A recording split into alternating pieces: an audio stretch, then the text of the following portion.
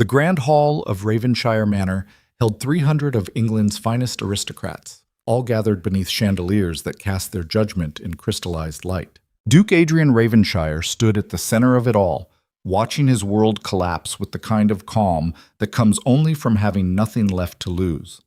His wife, Duchess Helena, had just announced her intention to dissolve their marriage publicly, citing his emotional abandonment.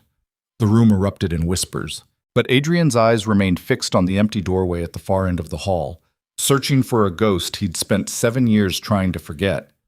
What happens when a man built on duty finally breaks? Stay with me, because this is where the real story begins. The morning after the scandal broke, Adrian woke alone in his study, still wearing yesterday's formal coat. Sunlight cut through the heavy curtains like an accusation. His neck ached from sleeping upright in the leather chair, and the taste of last night's whiskey sat bitter on his tongue. The letters were still scattered across his desk. 23 unopened envelopes, each addressed in his own handwriting to a woman who no longer existed.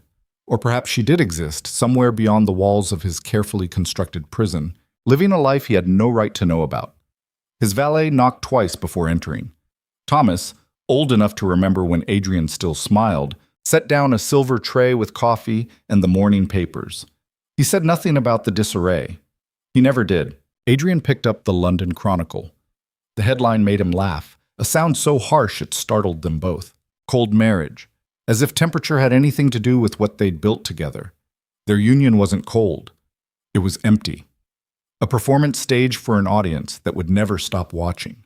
"The council has requested your presence at 11, Thomas said quietly. "Let them wait." "Your Grace," I said, "let them wait." Thomas nodded and left without another word. The old man understood better than most what happened when you cornered something wounded. Adrian stood and walked to the window. Below, reporters gathered like crows outside the estate gates. They'd been there since dawn, hungry for whatever scraps of humiliation they could scavenge from his collapsing reputation. He should have cared.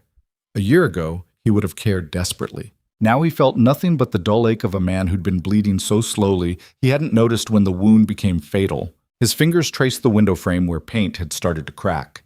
Even this house was falling apart. Everything he touched eventually did. The memory came unbidden, as they always did in moments of silence. Evelyn standing in the garden at 17, her hair catching the late summer light, laughing at something he'd said.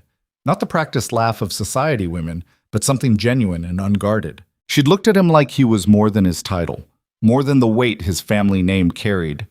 She'd looked at him like he was just Adrian.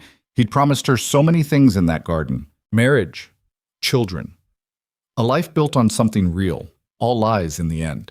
Not intentional lies, but lies nonetheless. The kind you tell yourself right up until the moment reality shows you what you actually are. A coward. Adrian turned from the window and gathered the letters into the wooden box. His hands moved mechanically, muscle memory from the 100 times he'd done this before. Put them away. Lock the box. Pretend they don't exist. But something stopped him this time. He opened the first envelope. His own words stared back at him, written 3 months after the wedding. "Evelyn, I know I have no right to write to you. I know what I've done is unforgivable. But you should know that every morning I wake up and the first thought I have is of you. Not duty, not politics, you. I wonder if you think of me at all, or if I've been erased so completely that even my memory causes you no pain. I hope it's the latter. I hope you've found a way to be happy without me, because God knows I can't seem to find a way to be happy without you." He'd written it at 3 a.m, drunk on guilt and Scottish whiskey, then sealed it before dawn and never sent it. The second letter was dated 6 months later. The third, a year after that. Each one a small monument to his own cowardice, carefully preserved and hidden away where they could hurt no one but himself. Adrian stood there for a long time, reading through confessions he'd been too afraid to speak aloud. By the time he reached the last letter, dated just 2 weeks ago, his coffee had gone cold. The knock at the door was sharper this time. "Your Grace, Lord Pemberton is here. He says the matter is urgent." Of course it was urgent. Everything was always urgent when your life was falling apart in public. Adrian replaced the letters and locked the box. Some habits die harder than others. Lord Pemberton entered without waiting for permission. His face the particular shade of red that came from climbing stairs too quickly while being perpetually angry. "Have you lost your mind completely?" Pemberton didn't bother with pleasantries. "The Duchess makes a spectacle of your marriage, and you respond by sleeping in your study like some common drunk?" "I wasn't drunk." "You look drunk." "Then I'm a convincing actor." "See?" Pemberton slammed his walking stick against the floor. The sound echoed in the high-ceilinged room like a gavel. "This isn't a joke, Adrian. Your wife has put the entire Austrian alliance in jeopardy. If this marriage fails, the trade agreements collapse. If the trade agreements collapse, we lose our foothold in Eastern Europe. Do you understand what that means?" Adrian understood perfectly. He'd understood for 7 years. That was the problem. "What do you want me to do, Pemberton? Grovel? Apologize for being exactly what you all needed me to be? I want you to fix this, publicly reconcile with Helena, show unity, make the scandal disappear." "No." The word hung in the air between them like smoke. Pemberton's eyes narrowed. "No? I'm done performing. You're a duke. Performance is all you have." Adrian smiled, and it was the saddest thing Pemberton had ever seen. "Then I have nothing." "Which?" The old lord stared at him for a long moment, then turned and walked toward the door. He paused at the threshold, his voice dropping to something almost human. "Your father would be ashamed of you. My father sold me like livestock to save a trade route. I think we're past shame." Pemberton left without another word. Adrian stood alone again, surrounded by the artifacts of a life he no longer recognized. The portraits on the walls showed generations of Ravenshires, all wearing the same expression of noble duty. None of them looked happy. None of them looked real. He wondered if any of them had loved someone they weren't supposed to love. If any of them had made the same choice he had, sacrificing something genuine for something politically necessary. Probably. That's what made it a family tradition. The thought made him sick. He was still standing there when Thomas returned an hour later with news that changed everything. "Your Grace, there's been a development." Thomas's voice carried a strange note Adrian couldn't quite place. "I've received word from Bath. It concerns Miss Hart." Adrian's heart stopped. "What about her?" "She's been teaching there. Literature, to the children of Earl Whitmore's household. Apparently she's gained quite a reputation as an educator." The room tilted slightly. Evelyn, in Bath, alive and teaching and building a life that had nothing to do with him. "How long?" 3 years, sir, perhaps longer." 3 years. She'd been 3 hours away by carriage for 3 years, and he'd had no idea. "Who else knows?" "Just myself and the courier. I thought you'd want to be informed discreetly." Adrian nodded, his mind already racing ahead to possibilities he had no right to consider. "Prepare my horse." "Your Grace, the council meeting can wait. Everything can wait." Thomas opened his mouth to protest, then closed it again. After 30 years of service, he recognized the look of a man who'd finally made a decision. "Very well, sir, though I feel obligated to mention that riding to Bath in your current state would be, inadvisable." Noted and ignored, as expected. Adrian changed quickly, trading his formal coat for riding clothes that hadn't been worn in months. His hands shook as he fastened the buttons. Fear or anticipation, he couldn't tell. Maybe both. The ride to Bath took 4 hours through countryside that blurred past like a fever dream. Adrian pushed his horse harder than he should have, driven by something he couldn't name but couldn't ignore. What would he even say to her? What words existed that could possibly bridge 7 years of silence and betrayal? None. There were no words, but he had to see her anyway. Had to know if the woman he'd loved still existed somewhere beneath the teacher, the survivor, the person who'd learned to live without him. Bath appeared on the horizon just after sunset, its elegant Georgian architecture glowing in the dying light. Adrian slowed his horse to a walk, suddenly unsure. He'd ridden 4 hours without a plan, without permission, without any idea what he'd do when he actually found her. The realization of his own absurdity hit him like cold water.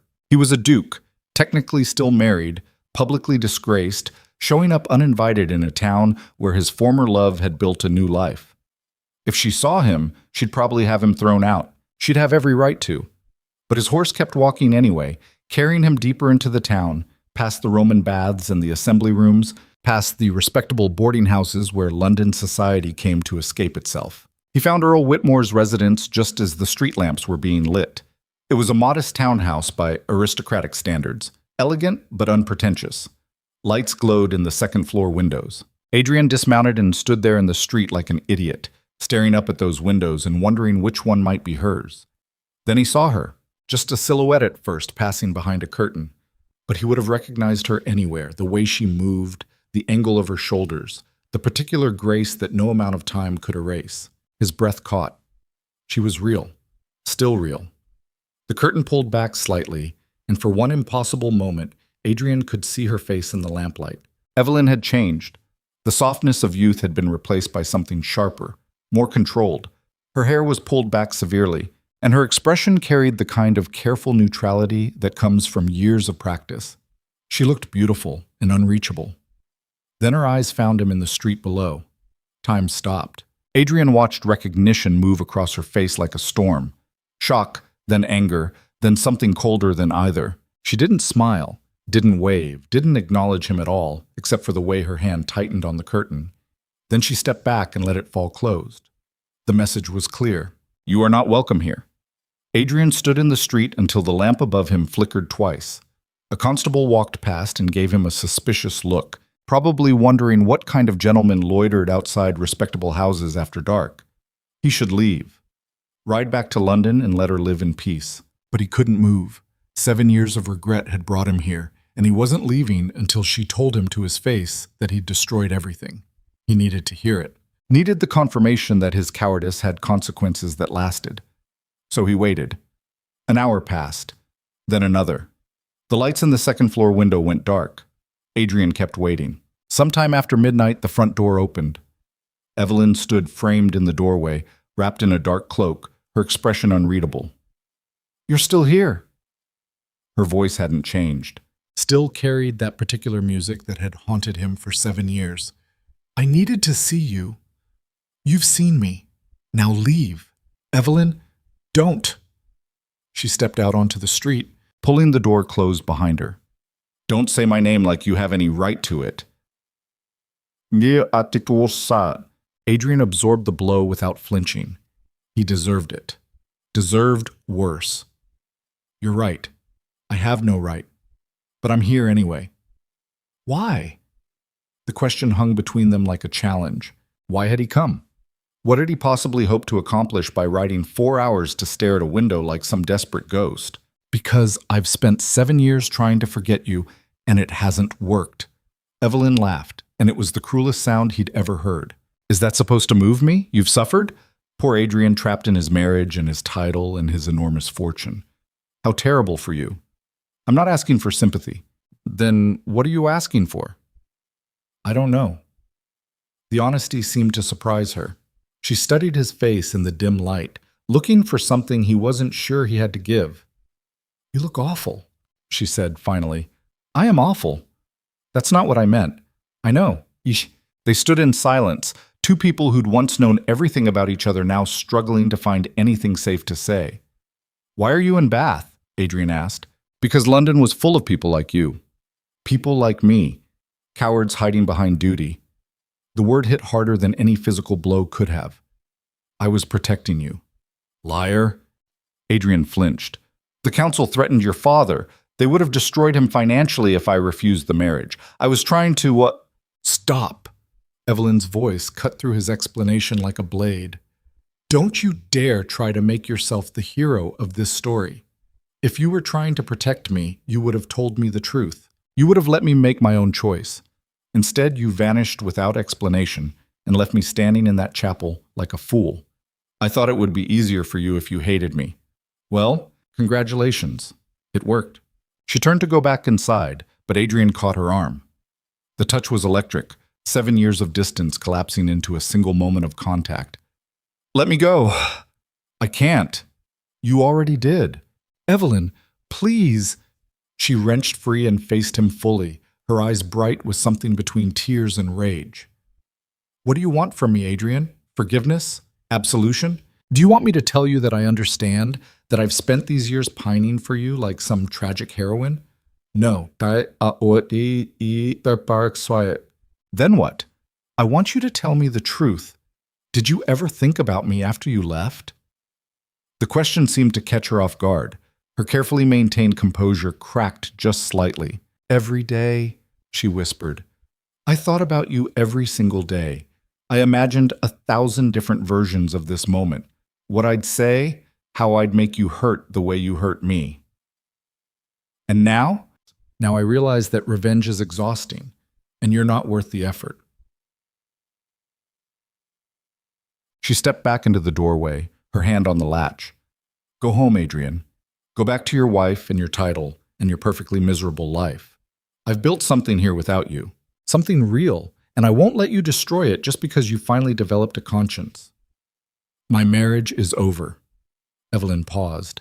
Helena announced it publicly yesterday, in front of the entire aristocracy. She's dissolving the union. How convenient for you. It changes nothing about what I did. I know that, but I needed you to know that I'm not hiding anymore. You think that matters to me? Probably not, but it matters to me. Evelyn stood in the doorway, backlit by the faint glow from inside the house. Adrian couldn't see her face clearly, couldn't read her expression. I spent 2 years learning how to stop loving you, she said quietly. It was the hardest thing I've ever done. Harder than leaving London, harder than building this new life, harder than anything. And now you show up here expecting me to what? Forgive you? Welcome you back? I'm not expecting anything. Good, because that's exactly what you're going to get. She stepped inside and closed the door. Adrian stood alone in the street, listening to the sound of the latch clicking into place. It felt exactly like the night he'd failed to show up at the chapel, except this time, he was the one being left behind. The ride back to London took twice as long. Adrian's horse was exhausted, and he was too hollowed out to push the animal any harder. They stopped at a coaching inn outside Reading, where Adrian sat alone in the common room and tried to remember what it felt like to be numb. But numbness wouldn't come. Instead, he felt everything. The weight of 7 years, the impossibility of redemption, the particular agony of seeing exactly what he'd destroyed. A courier found him there just after dawn. Duke Ravenshire? Adrian nodded without looking up. Message from London, Your Grace. Urgent. He broke the seal and read the letter twice before its meaning fully registered. Lord Pemberton and 3 other members of the Royal Council had been exposed for financial manipulation involving the Austrian trade agreements. Documents had surfaced showing they'd threatened multiple families, including Evelyn's father, to force political marriages that would benefit their private investments. The scandal was massive. Adrian's forced marriage to Helena had been orchestrated from the beginning, not for England's benefit, but to line the pockets of corrupt nobles. His hands shook as he read the details. Everything he'd sacrificed, every choice he'd made, every wound he'd inflicted on himself and Evelyn, all of it had been based on a lie. The council hadn't been protecting England. They'd been protecting their fortunes. And Adrian had been their perfect tool. Too noble to question, too dutiful to resist. The realization didn't feel like liberation. It felt like drowning. He rode back to London in a haze, barely aware of his surroundings. By the time he reached Ravenshire Manor, the reporters had tripled. They shouted questions as he passed, but he heard none of them. Thomas met him at his door, his face grave. The council has requested your testimony, Your Grace. They're attempting to contain the damage. Let them burn. Sir? Adrian walked past him into the study. The wooden box of letters sat exactly where he'd left it. He picked it up and carried it with him to the drawing room, where portraits of previous Dukes of Ravenshire stared down in perpetual judgment. I need you to arrange something, Adrian said. I need complete legal separation from Duchess Helena. I don't care what it costs or how long it takes, and I need you to compile every piece of evidence we have on the council's manipulation. Your Grace, if you go public with this, it will destroy your political standing. Good. Thomas stared at him. I don't understand. I've spent my entire life being what other people needed me to be. The dutiful son, the political pawn, the respectable duke, and it's made me into something I can't stand to look at anymore. What will you do? Adrian looked at the box of letters in his hands. I'm going to tell the truth, all of it, even if it destroys me. And Miss Hart? The question hung in the air. She made it clear I'm not welcome in her life. I'll respect that. But she deserves to know that what happened to us wasn't just my cowardice. It was a conspiracy. And the men responsible are finally going to answer for it. Thomas nodded slowly. Very well, sir. I'll make the arrangements. He left Adrian alone in the drawing room, surrounded by the ghosts of men who'd never had the courage to choose truth over duty. Adrian opened the box and pulled out the most recent letter, the one he'd written 2 weeks ago, when Helena's coldness had finally become unbearable. Evelyn, I dream about the chapel sometimes. Not the wedding chapel where I married Helena, but our chapel. The small one outside the estate where we used to talk about the future. In the dream, you're always waiting there, and I finally show up. I tell you everything about the threats, about the council, about how I've been dying slowly for 7 years. And you listen. You don't forgive me, but you listen. Then I wake up and remember that some mistakes don't get second chances. I'm writing this because I need to say it. Even if you never read it, I love you. I've loved you since we were 17, and I'll love you until I'm dead. That's not a plea or a promise. It's just a fact. Like gravity. Like mathematics. Unchangeable and useless. He folded the letter and placed it back in the box. Then he sat down to write something new. Not a letter to Evelyn, but a testimony. A full account of everything the council had done, every threat they'd made, every life they'd manipulated. If he was going down, he'd make sure they went down with him. The work took 3 days. Adrian barely slept, barely ate, driven by a fury he'd been suppressing for 7 years. Thomas brought him documents, witnesses appeared at odd hours, and slowly the full scope of the conspiracy emerged.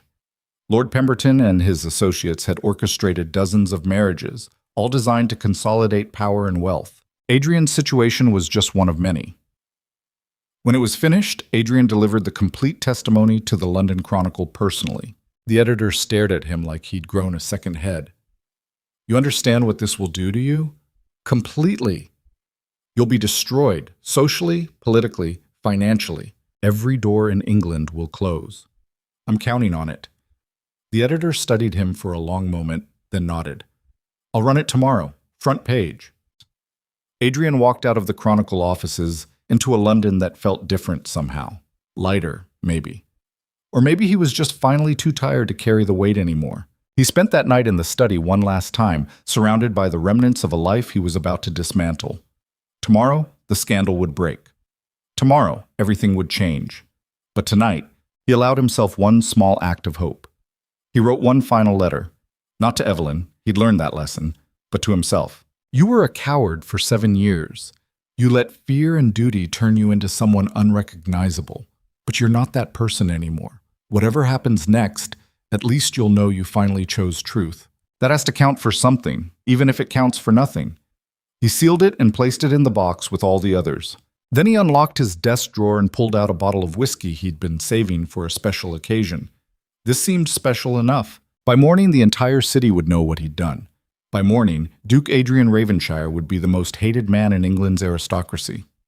But right now, alone in his study with nothing left to lose, he poured himself a drink and waited for dawn. The silence was almost peaceful. Outside, the first hints of light touched the horizon. Adrian walked to the window and watched the sun rise over a city that would wake to chaos. His testimony would ruin careers, destroy fortunes, and reshape the political landscape of England. And somewhere in Bath, Evelyn Hart would read about it and finally understand that the man who'd abandoned her had been a prisoner too. It wouldn't change what he'd done, wouldn't erase the wound. But maybe, just maybe, it would explain why. Adrian raised his glass to the sunrise. Here's to truth, he whispered, however late it comes. Then he drank. The whiskey burned going down, sharp and real and unforgiving, just like everything that was about to happen. Hot. The Chronicle hit the streets at 6 a.m., and by 7, Ravenshire Manor was under siege. Not by reporters this time. By members of the aristocracy themselves, demanding Adrian retract his testimony, calling him traitor, shouting threats through the gates. Thomas had to physically bar the door against Lord Pemberton, who arrived with 2 other council members and tried to force his way inside. You've destroyed everything, Pemberton screamed from the front steps. Do you understand what you've done? Adrian appeared at the top of the stairs, still in yesterday's clothes, looking like a man who'd fought a war and lost. I understand perfectly. I've told the truth. Something you should try sometime.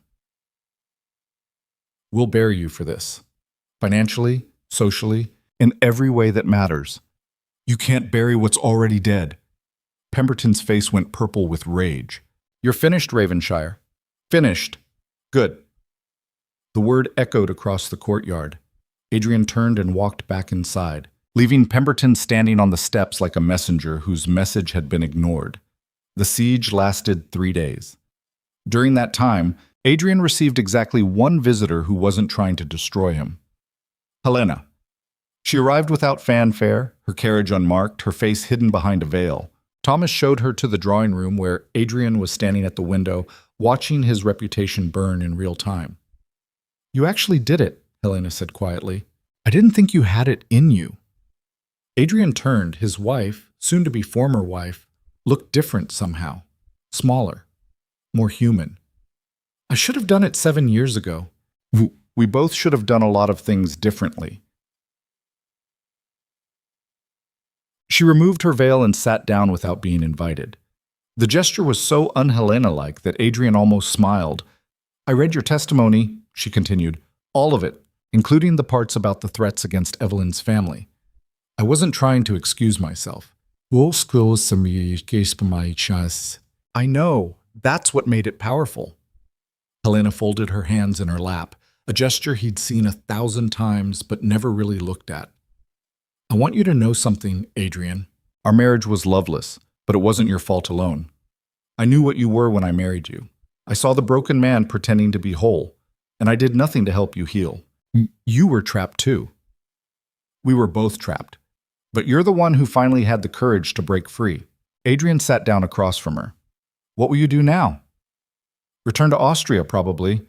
Start over somewhere. People don't know me as the Duchess who couldn't hold her husband's interest." "Helena," she held up a hand. "Don't apologize. We've spent 7 years apologizing to each other without words. I'm tired of it. Let's just agree that we were casualties of something larger than ourselves and leave it at that. That's generous of you." "It's realistic." She stood and replaced her veil. "I hope you find her again, Adrian. The woman you wrote all those letters to. I hope she's foolish enough to give you a second chance. She's not. Then I hope you're persistent enough to earn a first one." Helena left as quietly as she'd arrived, and Adrian was alone again. But this time, the solitude felt different, like possibility instead of punishment. He spent the next week dismantling his life methodically. His political appointments were revoked. His position in the House of Lords was suspended pending investigation. Invitations to every respectable event in London were rescinded. The financial damage was catastrophic. Lord Pemberton and his associates launched a coordinated attack on Adrian's holdings, calling in debts, blocking trades, freezing assets. Within a month, Duke Adrian Ravenshire went from one of England's wealthiest nobles to a man barely clinging to solvency. But he slept better than he had in 7 years. Thomas found him in the study one evening, sorting through correspondence. "Your Grace, there's a matter that requires your attention." Adrian looked up. "What now?" Why? "The estate in Ravenshire itself. The original family property. It's been offered for sale to cover debts, but there's been an inquiry about purchasing it outright." "Who?" Thomas handed him the letter. Adrian read it twice before the words made sense. Earl Whitmore of Bath was offering to buy the Ravenshire estate at a price well above market value, with one condition. The sale must include funds to restore the property's historic chapel and establish a school on the grounds, a school to be run by Miss Evelyn Hart. Adrian's hands shook. "This makes no sense. Why would Whitmore? Perhaps you should ask him yourself, sir. He's requested a meeting." "When?" "He's waiting in the drawing room." Adrian stood so quickly he nearly knocked over his chair. Earl Whitmore was a small man with kind eyes and the bearing of someone who'd spent his life accumulating wisdom instead of wealth. He stood when Adrian entered, offering his hand. "Duke Ravenshire, thank you for seeing me. You're offering to buy my family's estate to build a school." "I am." "Why?" Whitmore smiled. "Because Miss Hart asked me to, though she'd kill me if she knew I told you that." Adrian's heart stopped. She knows about this? She knows I'm considering purchasing a property for educational purposes. She doesn't know which property or that it has anything to do with you. Whitmore gestured to a chair. "May we speak plainly?" They sat. "Miss Hart is an extraordinary educator," Whitmore began. "In 3 years, she's transformed my daughter's understanding of literature completely. But more than that, She's given her hope, shown her that intelligence and independence aren't things to hide. She was always good at that.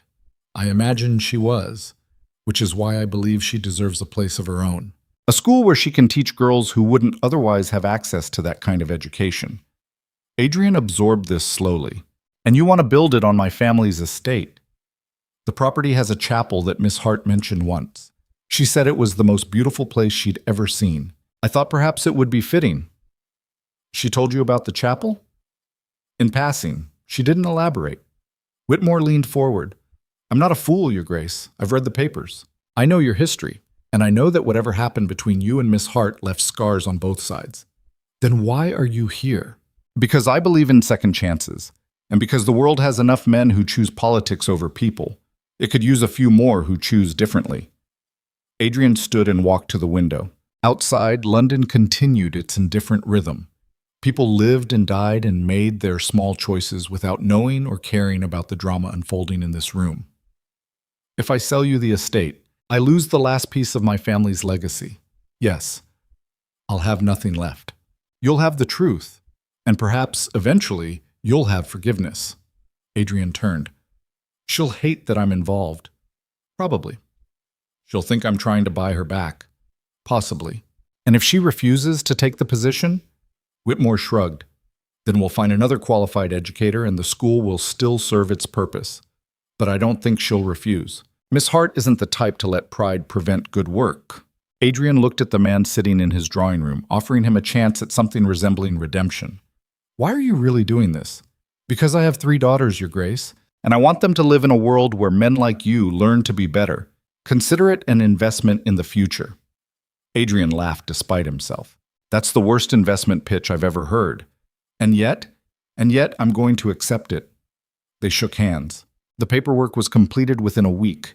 Adrian signed over the Ravenshire estate, the chapel, and the surrounding lands for a fraction of their worth. In return, Earl Whitmore established a trust to fund the school's operation and formally offered Miss Evelyn Hart the position of headmistress. Thomas helped Adrian pack his remaining belongings into 2 trunks. Where will you go, sir? I haven't decided yet. Somewhere quiet. Somewhere I can figure out who I am without the title. You'll always be Duke Ravenshire. No, I'll always be Adrian. The Duke was just a costume I wore for too long. He left London on a Tuesday morning, taking only what he could carry and leaving the rest to be auctioned off. No reporters followed him, no aristocrats threw stones. He simply walked away from everything he'd been and disappeared into the countryside. For 3 months, Adrian lived in a small cottage outside Bath, close enough to feel like he was near her, far enough to honor her wishes for distance. He took work as a legal consultant, using his knowledge of contracts and policy to help small landowners navigate disputes with larger estates. It was simple work, honest work. It felt like freedom. Then one afternoon in early autumn, a letter arrived. The handwriting made his heart stop. Mr. Ravenshire, I've been informed that you were involved in the sale of your family's estate for the purpose of establishing a school. While I appreciate the gesture, I want to be clear that this changes nothing between us. However, I would like to discuss the chapel restoration personally, as I have specific requirements for how the space should be preserved. If you're willing to meet as professionals to discuss this matter, I will be at the chapel next Thursday at 2 o'clock. Come alone. Sincerely, Miss E. Hart. Adrian read the letter 17 times. She'd called him Mr. Ravenshire, not Duke. A small detail that felt monumental. And she'd asked to meet. At the chapel. Thursday arrived cold and clear. Adrian rode to the estate he'd grown up on, now owned by someone else, and found Evelyn standing in front of the chapel exactly as she'd said she would be. She wore a simple dress and practical boots, her hair pulled back in that same severe style he'd seen through the window months ago. She didn't smile when she saw him. You're late. I'm exactly on time. Then my watch is fast. She turned toward the chapel. Shall we? They walked inside together, footsteps echoing in the small space. Nothing had changed. The same wooden pews, the same stained glass, the same altar where Adrian had promised her the world when they were 17. Evelyn ran her hand along the back of a pew. I want to preserve it exactly as it is. No renovations, no modern additions. The students should see it the way it's always been. That's reasonable. I also want complete control over the curriculum. No interference from donors or administrators. Earl Whitmore already agreed to that. I need to hear you agree to it. Adrian met her eyes. You have my word. The school is yours. I have no claim to it. Evelyn studied him for a long moment. You look different.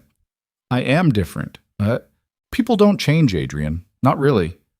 Maybe not, but they can stop pretending. She walked to the altar and stood where she'd stood 7 years ago, waiting for a groom who never came. I read your testimony, all of it. I didn't write it for you. I know, that's what made it believable. She turned to face him. The council threatened my father? Yes, you could have told me. I thought I was protecting you. You were protecting yourself. Her voice was sharp but not cruel. You were afraid of making a choice, so you let them make it for you. That's not protection, Adrian. That's cowardice. You're right.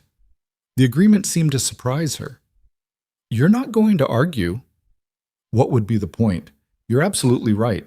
I was a coward. I took the easier path and destroyed us both in the process. Evelyn sat down in the front pew. I don't know what you expect me to say. Nothing. I don't expect anything. Then why did you sell the estate? Because Earl Whitmore was right. The world needs more places where people like you can do good work. And I needed to prove to myself that I could choose something right for once. Even if it meant losing everything? I already lost everything 7 years ago. This was just finally admitting it. They sat in silence, two people who'd been strangers and lovers and enemies, trying to figure out what they were now. I won't forgive you, Evelyn said finally. I can't. Not yet. Maybe not ever. I understand. But I will accept your help with the school, because the work matters more than my pride. That's more than I deserve. It's exactly what you deserve, which is nothing. She stood. We'll communicate through Earl Whitmore, professionally, no personal contact. Agreed. She walked toward the door, then paused. One more thing. Yes? The letters you wrote, the ones you never sent. Thomas mentioned them once. Adrian's heart raced. What about them? Burn them. Whatever you wrote, I don't want to know. The past is done. Leave it there. She left before he could respond. Adrian sat alone in the chapel as afternoon light filtered through the stained glass, painting the walls in colors he'd forgotten existed. She'd drawn a line. Professional contact only. No personal connection, no second chances. It was more than fair. More than he had any right to expect. But as he sat there in the place where it all began, Adrian allowed himself one small, impossible hope. Maybe professional was a beginning. Maybe time and consistent action could eventually build something like trust. Maybe, just maybe, choosing the right thing over and over again could eventually become enough. He stood and walked to the altar, placing his hand where hers had been just moments ago. I'll spend the rest of my life proving I'm different, he whispered to the empty chapel. Even if you never believe it. Even if it changes nothing. That's a terrible plan. Adrian spun around. Evelyn stood in the doorway, her arms crossed, her expression unreadable. I thought you left. I did, but I forgot to ask about the school's budget. She walked back inside slowly. And then I realized I didn't actually want to know about the budget. I wanted to know if you meant what you just said. You heard that? The acoustics in here are remarkable. You should remember that. Adrian's face burned. Every word was true. Prove it. How? Evelyn stopped 3 feet away from him, close enough that he could see the walls she'd built, the scars she carried, the person she'd become without him. Don't disappear. Don't make promises you can't keep. Don't try to fix everything at once. Her voice dropped to almost a whisper. Just show up, consistently, honestly, like you should have done 7 years ago. And if I do, then maybe, and I mean maybe, we'll figure out how to be two people who used to love each other and are now just trying to be human. It wasn't forgiveness. It wasn't even friendship. It wasn't. But it was something, a crack in the wall, a possibility. Adrian nodded. I can do that. We'll see. Evelyn turned and walked toward the door again. This time she didn't look back. But she didn't close the door behind her either. Adrian stood in the chapel until the light faded completely, hope and terror warring in his chest. Tomorrow, he'd start proving he was different. Tomorrow, he'd show up. But tonight, he allowed himself to imagine a future where showing up might actually be enough. 6 weeks later, the chapel restoration had revealed something unexpected. Beneath decades of dust and forgotten maintenance, the original foundation showed signs of structural damage that threatened the entire building. Earl Whitmore called an emergency meeting. Adrian arrived to find Evelyn already there, standing amid scaffolding and exposed beams, her face grave. "It's worse than we thought," Whitmore explained. "The engineers say without major intervention, the chapel could collapse within a year." Evelyn's hands were shaking. Adrian had never seen her cry, not even when he destroyed her 7 years ago. But now, staring at the crumbling foundation of the place where they dreamed their future, her eyes shone with unshed tears. "How much?" she asked quietly. Whitmore named a figure that made Adrian's stomach drop. It was more than the school's entire endowment, more than could be raised in time. The chapel, the heart of everything, was dying, and there was no way to save it. Adrian stared at the exposed beams above them, calculating numbers that refused to add up. The chapel needed immediate intervention, or it would collapse. The school's endowment couldn't cover it. Earl Whitmore's generosity had limits, and Adrian's own resources had been decimated by the very choice that had brought them all to this moment. Evelyn turned away from both men, her jaw tight. She walked to the nearest wall and pressed her palm against the cold stone, like she could hold the entire structure up through sheer will. Adrian recognized that posture. He'd seen it once before, 7 years ago, when her father received the council's threats. The same rigid spine, the same refusal to break in front of witnesses.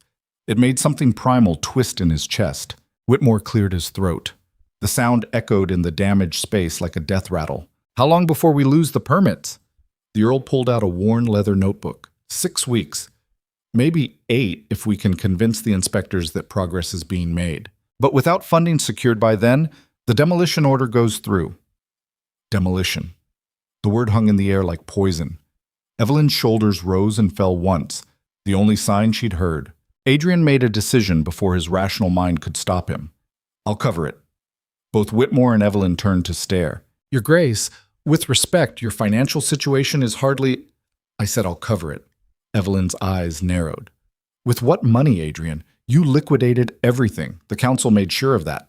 She wasn't wrong. The coordinated attack on his holdings had been surgical. Pemberton and his associates had called in every debt, frozen every asset, turned every financial ally into an enemy. But they'd missed something. There was one account they hadn't known about. A trust his mother had established before her death, kept separate from the Ravenshire holdings, designed specifically to be untouchable in the event of political retaliation. She'd called it her insurance against the wolves. Adrian had forgotten it existed until 3 days ago, when his solicitor mentioned it in passing during the liquidation review. The amount was substantial, not enough to restore his former wealth, but enough to save one crumbling chapel. "I have resources they didn't find." Evelyn crossed the space between them in 4 strides. Her face was inches from his, eyes blazing. "Don't you dare!" "Don't I dare what?" "Don't you dare try to buy your way back into my life by saving this chapel. I won't let you turn this into some grand romantic gesture where you sacrifice everything, and I'm supposed to fall at your feet in gratitude. That's not what this is." "Then what is it?" Adrian held her gaze. The old him would have looked away, would have softened the truth with pretty words. The new him was done lying. "It's me refusing to let the place where I destroyed us be torn down before I finished proving I'm different. Call it selfish, call it whatever you want, but I'm not letting them demolish this chapel. You can't afford it. Watch me." Evelyn's breathing had gone shallow. Fury and something else fought for control of her expression. "If you do this, you'll have nothing left." "Again, I know. You'll be dependent on work income like everyone else. No safety net, no inheritance to fall back on. I know. And you think that makes you noble? Throwing away your mother's money on a building?" Adrian felt his own temper rising to meet hers. "I think it makes me a man who's finally choosing the right thing over the easy thing. If that looks like stupidity to you, I can live with that." The chapel fell silent except for their breathing. Whitmore had the good sense to study his notebook like it contained the secrets of the universe. Evelyn stepped back first. Her voice dropped to something raw and dangerous. Fine. Use your mother's money. Save the chapel. Play the hero. I'm not trying to be a hero. Then what are you trying to be? Worthy of a second chance I'll probably never get. The honesty seemed to hit her like a physical blow. For just a moment, her careful armor cracked, and Adrian saw beneath it to the girl who'd waited in this chapel 7 years ago. Then the armor slammed back into place. Do what you want with your money, Adrian. I stopped trying to save you from yourself a long time ago. She walked out. Adrian didn't follow. Whitmore closed his notebook with a soft snap. That went well. Did it? You're both still breathing. By aristocratic standards, that's a victory. Adrian almost smiled. Almost. The paperwork took 2 days. Adrian's solicitor advised against it in the strongest possible terms. Your Grace, if you commit these funds, you'll be living on a working-class income for the foreseeable future. No estate, no investments, nothing. I understand. You'll be dependent on employment, real employment, not symbolic positions. I'm aware. And if that employment fails, you'll have no recourse, no family fortune to fall back on. You'll be as vulnerable as any common laborer. Adrian signed the transfer authorization. Then I'd better make sure my employment doesn't fail. The solicitor stared at the signature like Adrian had just signed his own death warrant. Perhaps, in a way, he had. The money hit the restoration fund account on a Thursday. By Friday, contractors were on site. By Monday, the real work began. Adrian showed up every morning at dawn, not to supervise, not to insert himself into Evelyn's project, but to work. He hauled lumber, cleared debris, did whatever grunt labor the foreman assigned him. The crew thought he was insane. A duke doing manual labor, swinging hammers and hauling stones like some common laborer? But Adrian quickly learned that physical work had a gift the aristocracy never mentioned. It was numbing. After 8 hours of real labor, his body hurt too much for his mind to spiral. And slowly, the chapel began to heal.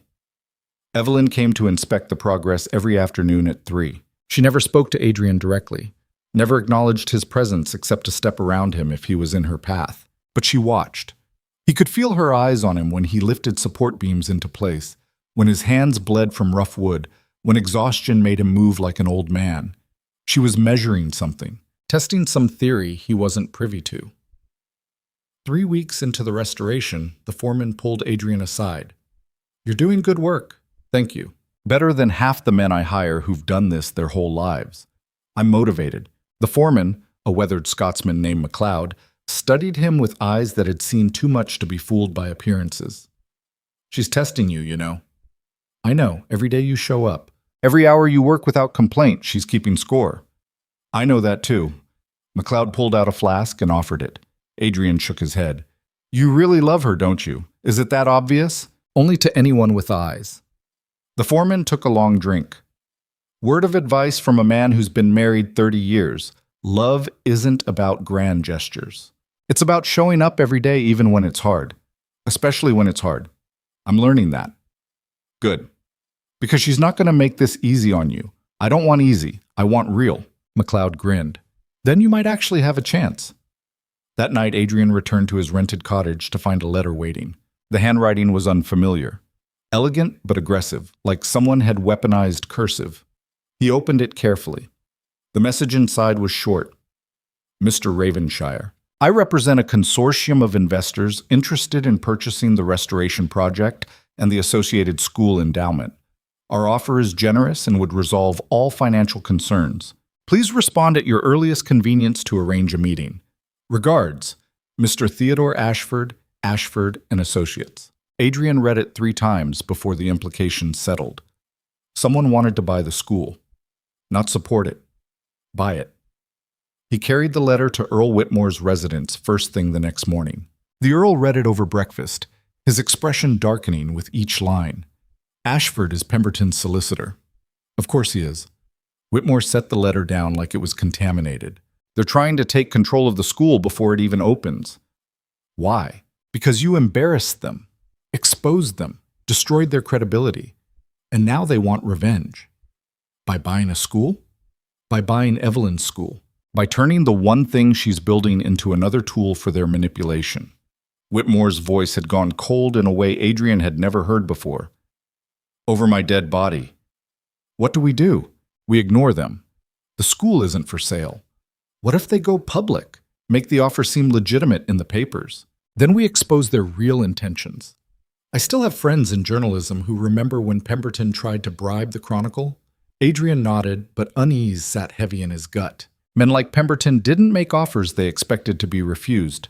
They made moves as part of larger strategies. This wasn't an attempt to buy the school. It was the opening move in something worse. He was proven right 2 days later when the London Times ran a front-page story questioning the legitimacy of Evelyn's qualifications to run an educational institution. The article was a masterpiece of subtle character assassination. It never said anything directly actionable, never made claims that could be proven false. But it asked questions. Questions like, can a woman with no formal teaching credentials truly prepare young girls for the demands of modern society? Questions like, is this school a genuine educational institution or a vanity project funded by a disgraced duke seeking redemption? Questions like, what oversight exists to ensure proper moral instruction in an environment run by someone with Miss Hart's background? That last one made Adrian's blood boil. Evelyn's background was impeccable. She'd spent 3 years transforming Earl Whitmore's daughter into one of the most well-read young women in Bath. But the article didn't care about facts. It cared about innuendo. And it was signed by a journalist named Catherine Wells, who'd been Pemberton's mistress for the past decade. Adrian found Evelyn in the chapel's restored nave, surrounded by curriculum materials, her face pale with controlled fury. She held up the newspaper without looking at him. Is this your fault? Her voice was flat, dead calm. The kind of calm that preceded violence. Adrian chose honesty over comfort. Yes, they're attacking you to get to me. Evelyn set the paper down with surgical precision. Then you need to leave. What? You heard me. Leave Bath. Leave the restoration. Leave me alone. Because your presence in my life is actively destroying everything I'm trying to build. Running won't help. They'll keep attacking until what, Adrian? Until you ride in and save me again? Until you prove you're the hero of this story? Her voice cracked on the last word. I don't need saving. I need you to disappear so I can do the work I'm meant to do without your past turning me into a scandal. Adrian absorbed each word like a blade. If I leave, they win. If you stay, I lose. So either way, congratulations. She turned back to her materials, hands shaking as she organized papers that didn't need organizing. Adrian watched her for a long moment, watched the rigid set of her shoulders, the careful breathing, the absolute refusal to let him see her break. No. Evelyn froze. Excuse me? I said no. I'm not leaving. She spun to face him, eyes blazing. You don't get to decide that. You're right. I don't. But I also don't get to abandon you a second time just because it's the easier path. This isn't about easy or hard. This is about strategic. If you leave, the scandal loses oxygen. And if I leave, Pemberton wins. He drives a wedge between us, destroys your credibility, and buys the school through some shell corporation. Is that really what you want? Evelyn's hands clenched into fists. What I want is to stop being collateral damage in your war with the council, then fight with me instead of against me. The words hung between them like a challenge. Evelyn stared at him, her chest rising and falling rapidly. You're insane. Probably. They'll destroy both of us. Only if we let them. And how exactly do you propose we stop them? Adrian pulled a folded document from his coat. He'd been carrying it for 2 days, waiting for the right moment. Or any moment, really. By giving them exactly what they want. Evelyn took the document cautiously. As she read, her expression shifted from anger to confusion to something approaching horror. This is a contract transferring full ownership of the school to me, completely removing you from any official connection. Yes, you'd give up all legal rights to the project, every single one. And the restoration funding? Already transferred. The money is yours to manage however you see fit. Why would you do this? Because they can't attack you for being connected to me if I'm not connected to the school. And they can't buy it out from under you if you own it outright. Evelyn read through the document again, slower this time. This makes you nothing. A contractor at best. I know. You'd be working on a project you have no legal claim to. I know that too. Her voice dropped to a whisper. Why? Adrian met her eyes. Because 7 years ago I chose politics over you, and it was the worst decision of my life.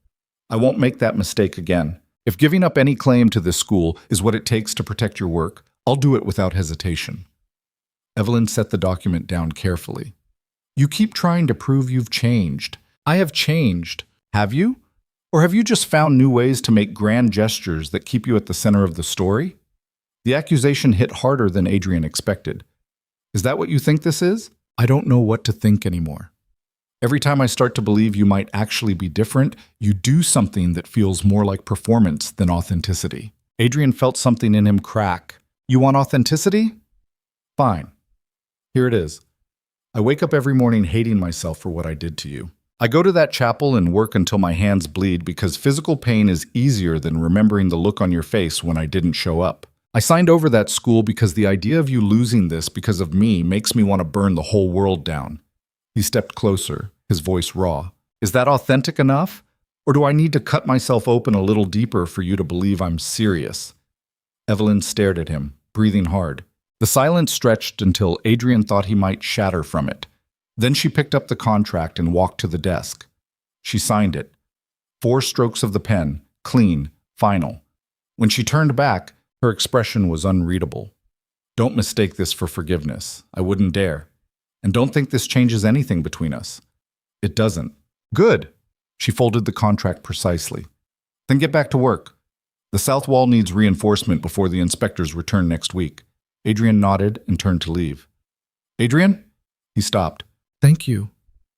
The words were so quiet he almost missed them. When he looked back, Evelyn was already bent over her curriculum materials again, her shoulders no longer quite so rigid. It wasn't forgiveness. It wasn't even friendship. But it was acknowledgement. And for now, that was enough. The article in the Times triggered exactly the response Pemberton wanted. Within a week, 3 families who'd committed their daughters to the school withdrew their applications, citing concerns about moral oversight. Evelyn absorbed each withdrawal like a physical blow. But she didn't break. Instead, she did something Adrian hadn't expected. She went on the offensive. The Bath Chronicle published an essay signed by Miss E. Hart titled On the Education of Women and the Men Who Fear It. Adrian read it standing in the street outside the printer's office, unable to move. It was brilliant, savage, precise. Evelyn dismantled every argument against women's education with the kind of logical clarity that made opposing views look absurd. She cited sources, referenced historical precedents, built an argument so airtight that disagreeing with it required either ignorance or malice. And then, in the final paragraph, she went for the throat. Those who question the moral fitness of women to educate other women must also question their own moral fitness to judge. For what kind of man feels threatened by educated women except one whose power depends on female ignorance? The essay spread through England like wildfire. Within 3 days, it had been reprinted in 6 major newspapers. Within a week, the school had 15 new applications. And within 2 weeks, Pemberton published a response. It was venomous, personal.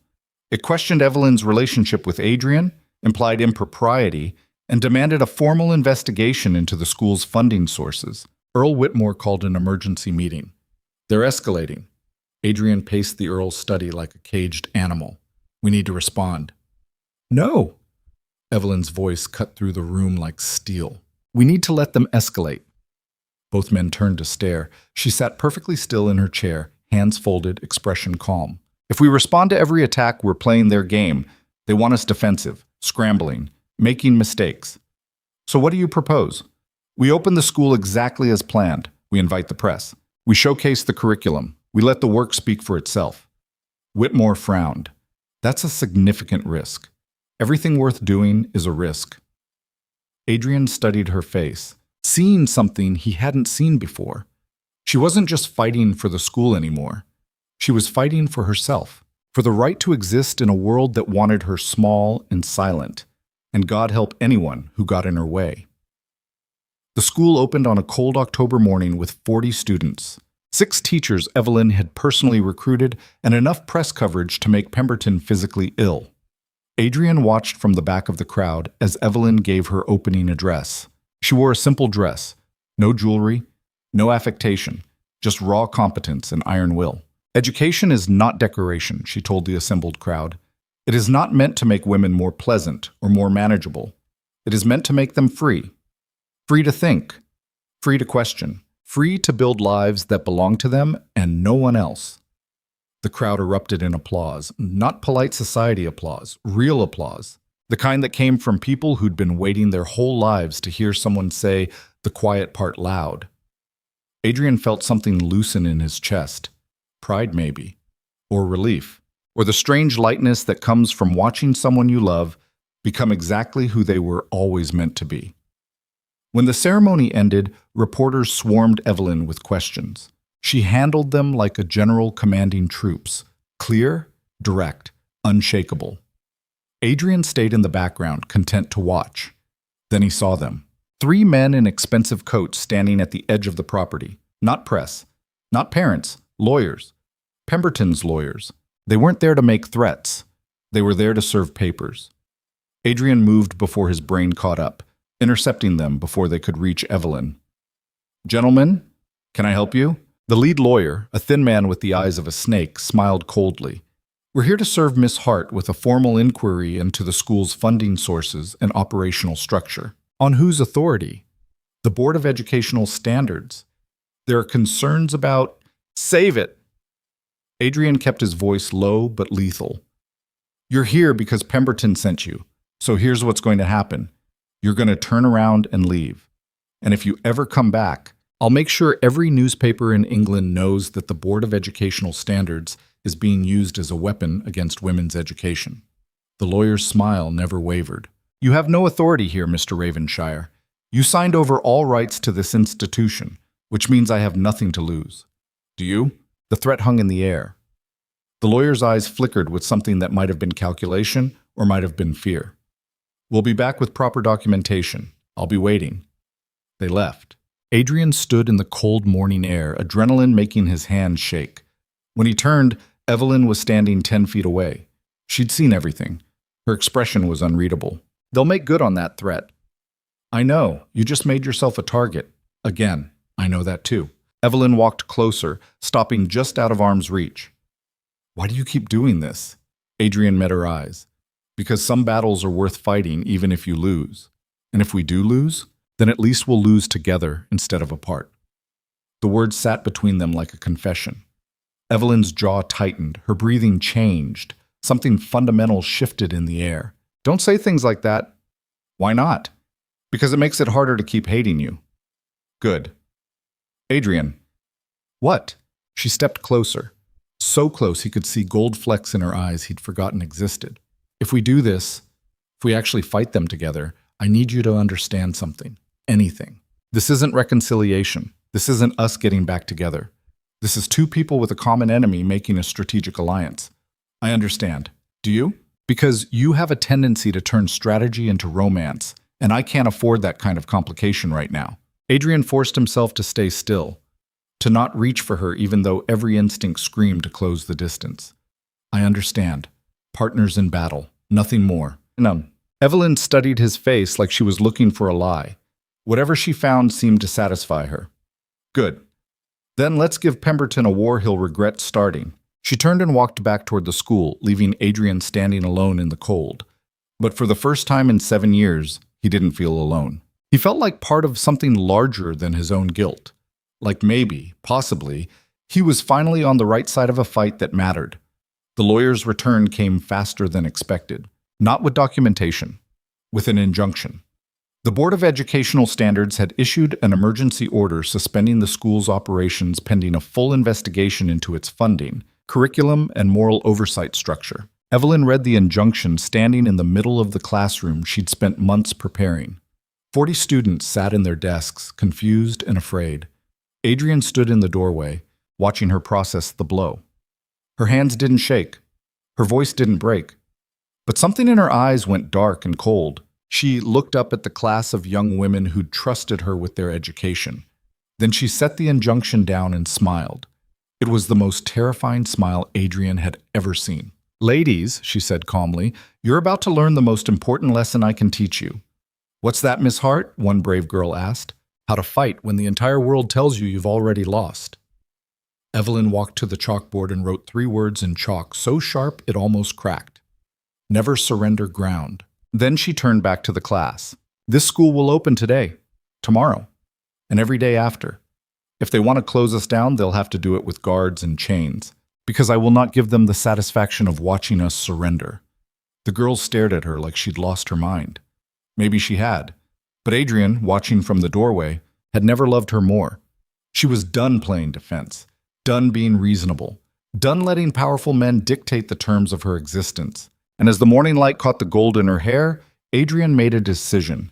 If she was going to war, he was going with her, not to save her, not to prove himself, but because, for the first time in his life, he'd found something worth burning for. And he was finally ready to light the match. Evelyn met his eyes across the classroom. In that moment, Adrian saw the future rushing toward them like a freight train. There would be consequences. Legal battles, social destruction, possibly prison. But there would also be truth and freedom and the chance to build something that mattered more than reputation or safety. Are you with me? Evelyn's voice cut through his thoughts. Adrian stepped into the classroom, closing the door behind him. Until the end, the chalk dust settled, the students held their breath. And somewhere in London, Lord Pemberton made his final fatal mistake. He assumed they would break. The injunction sat on Evelyn's desk like a coiled snake, official seals glinting in the morning light. Adrian stood beside her, both of them staring at the document that threatened to end everything before it had truly begun. The students had been sent home with instructions to return tomorrow, as if nothing had happened. A small act of defiance that felt simultaneously brave and reckless. Now, in the silence of the empty classroom, reality pressed down with suffocating weight. "We need a lawyer," Evelyn said finally. Her voice was steady, but her knuckles were white where she gripped the desk edge. "I know someone." Adrian's mind was already racing through possibilities. Marcus Thornby. He defended the dockworkers during the labor riots. If anyone can fight this, no. The word cut through the air like a blade. Adrian turned to find Earl Whitmore standing in the doorway, his face ashen. The older man stepped inside and closed the door with the careful precision of someone delivering bad news. No lawyers, no public fights. You need to comply with the injunction immediately. Evelyn's eyes narrowed. We just told 40 girls we wouldn't surrender. Now you want us to fold? I want you to survive. Whitmore pulled a letter from his coat with shaking hands. This arrived at my residence an hour ago. He placed it on the desk between them. Adrian recognized the seal before Whitmore even spoke. The royal crest. Official correspondence from the palace itself. The letter was addressed to Earl Whitmore, but its content made Adrian's blood run cold. It was a polite inquiry into the Earl's political affiliations and a subtle reminder that his position on the Board of Trade was subject to review should any scandal touch his name. The message was clear. Back away from the school or lose everything. Whitmore met Adrian's eyes with something that looked like shame. I have 3 daughters, a wife, responsibilities that extend beyond this project. If I lose my position, dozens of families who depend on trade routes I've spent 20 years building will suffer. So you're abandoning us. It wasn't a question. I'm protecting my family. Whitmore's voice cracked. I wish I had your courage, Miss Hart. I truly do. But I'm not built for martyrdom. Evelyn's face had gone completely blank. The kind of blank that came from absorbing a wound too deep to process immediately. How much time do we have? To clear out? 3 days. After that, if you're still operating, the authorities will intervene with force. And the funding? Remains in place. I won't pull that. But my name has to be removed from all official documentation. Evelyn nodded once. A sharp, mechanical gesture. Understood. Thank you for your honesty, Lord Whitmore. The formality in her voice was devastating. Whitmore looked like he wanted to say more, to apologize, to explain. Instead, he turned and left, his footsteps echoing down the corridor like a funeral march. Adrian watched him go, rage building in his chest like steam in a sealed pipe. He's a coward. No. Evelyn's voice was quiet. He's a man with something to lose. That's different. You're defending him? I'm understanding him. There's a difference. She walked to the window and stared out at the chapel, its newly restored spire reaching toward a gray sky. Adrian wanted to comfort her, to promise that everything would be fine, to do something other than stand there feeling useless. But the old playbook of grand gestures and noble promises had gotten them into this mess. So instead, he told the truth. I don't know how to fix this. Evelyn's reflection in the window showed the ghost of a smile. Join the club. They stood in silence for a long moment. Two people who'd already lost everything once learning to lose it all over again. Then Adrian's mind caught on something Whitmore had said. 3 days. What? He gave us 3 days to clear out. That's specific. Official injunctions usually take effect immediately. So someone is giving us time, either to run or to prepare. The question is who? Evelyn turned from the window, her analytical mind engaging despite the emotional devastation. And why? Adrian paced the small classroom, pieces of a puzzle clicking together in his mind. The injunction came fast. Too fast. Usually these things take weeks of bureaucratic processing, unless someone expedited it. Exactly. Someone with enough power to bypass normal channels. Someone who wanted to strike while we were vulnerable. Pemberton. Adrian shook his head. Pemberton would have just shut us down. He wouldn't have bothered with legal pretense. Then who? That's what we need to find out. He turned to face her fully, a plan forming that was either brilliant or suicidal. I need to go back to London. Evelyn's eyes widened. That's insane. You're persona non grata. There. The moment you show your face, I'll be vulnerable. Exposed. Exactly where I need to be to draw out whoever's orchestrating this. This isn't a game, Adrian. I know. But sitting here waiting for them to destroy us isn't a strategy either. Someone went to great lengths to create this injunction. That means they care. And people who care make mistakes. What kind of mistakes? The kind where they reveal themselves trying to finish what they started.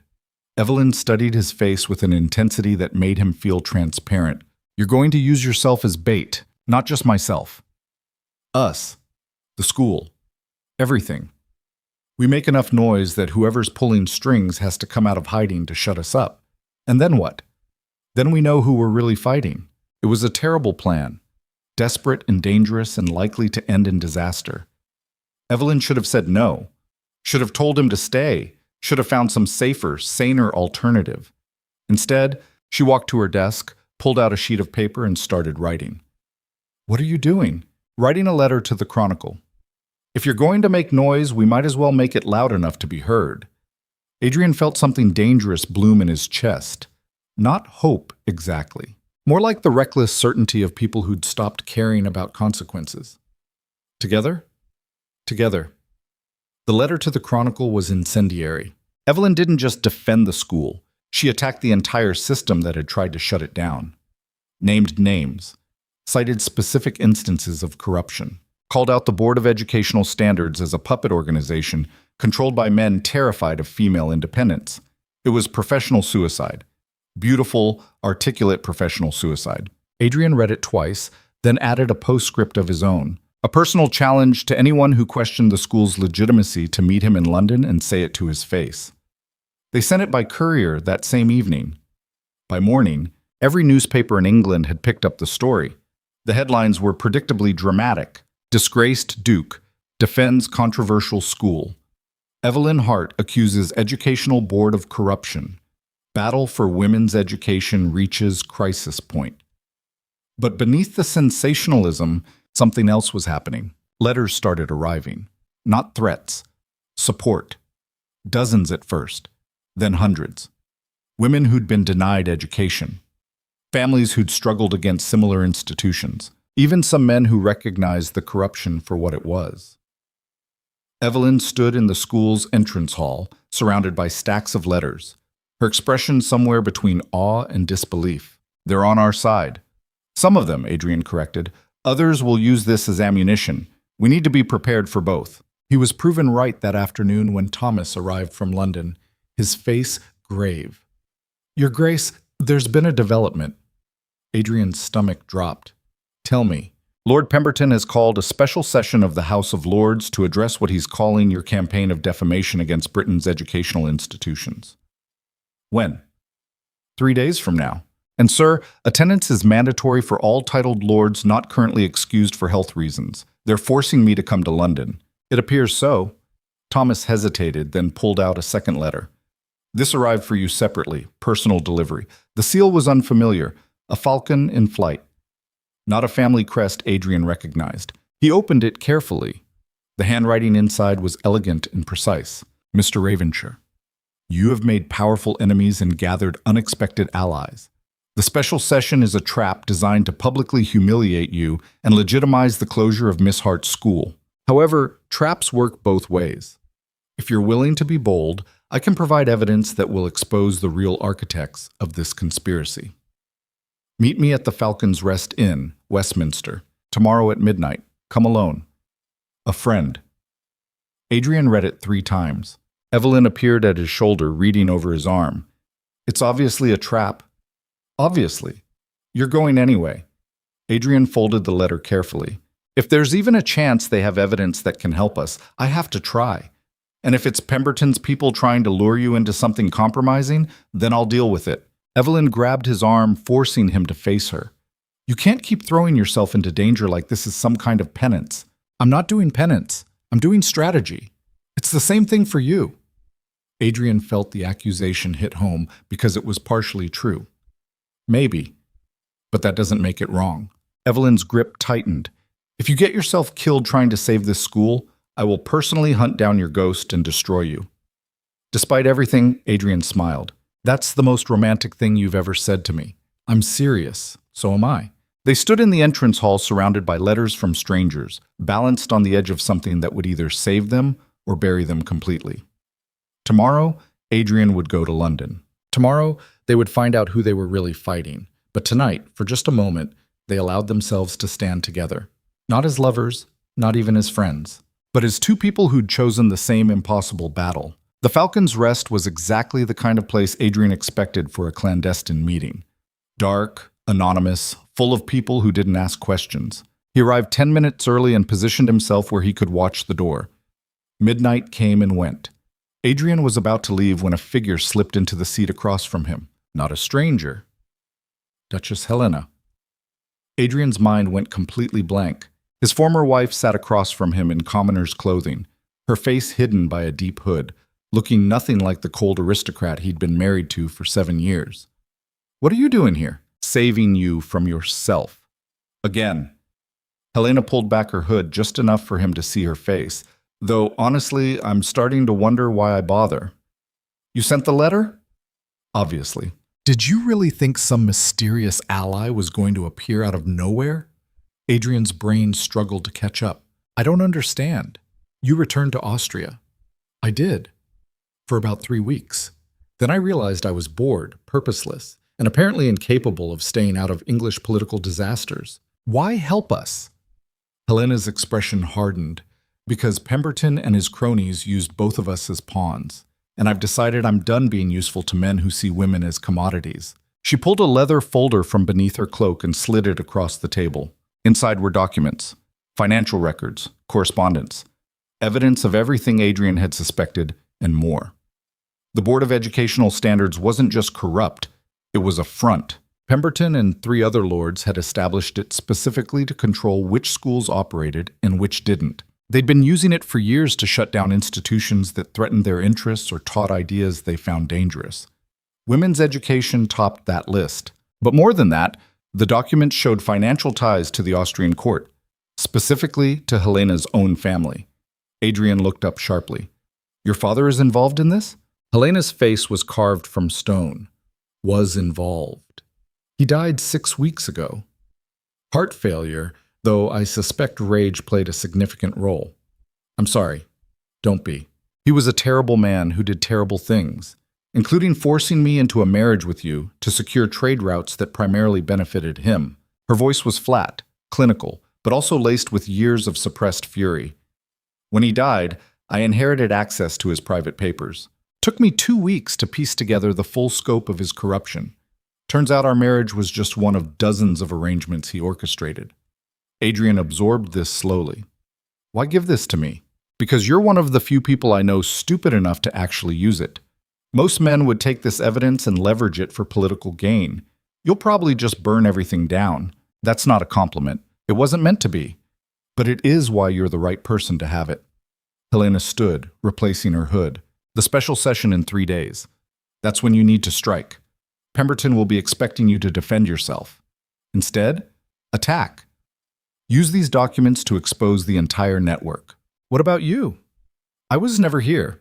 As far as anyone knows, you discovered this through your own investigation. Helena, don't! She cut him off. Don't thank me. Don't apologize. Don't make this into something sentimental. I'm not doing this for you. I'm doing it because I'm tired of watching powerful men destroy anything that threatens their control. She turned to leave, then paused. One more thing. Evelyn Hart is far too good for you. If you somehow manage to win her back, don't waste it. Then she was gone, disappearing into the London night like she'd never been there at all. Adrian sat alone in the dim tavern, holding evidence that would reshape English politics. His former wife had just handed him a loaded gun and told him to shoot. The question was whether he had the courage to pull the trigger. The ride back to Bath took all night. Adrian arrived at dawn, exhausted and wired.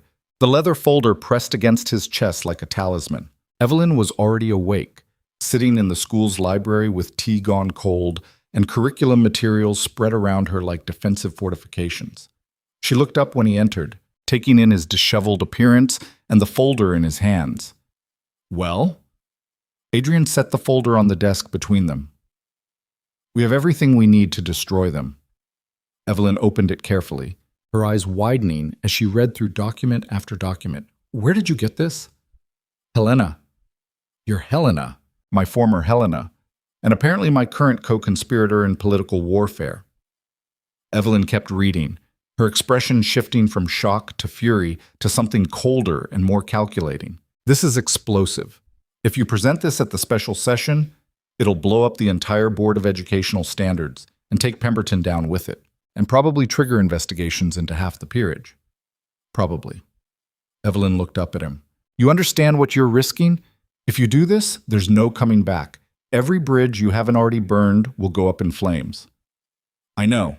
Your title could be permanently revoked. You could be charged with treason depending on how they spin it. I know that too. Evelyn stood and walked around the desk until she was directly in front of him. Then why are you even hesitating? Because this isn't just about me anymore. If I do this, the retaliation will hit you too. The school. The students. Everyone connected to us. So you're protecting me again, making decisions about my life without asking. Her voice had gone dangerous.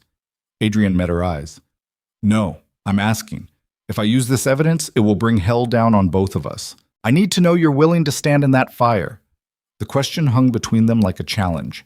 Evelyn's eyes blazed. You're damn right I'm willing.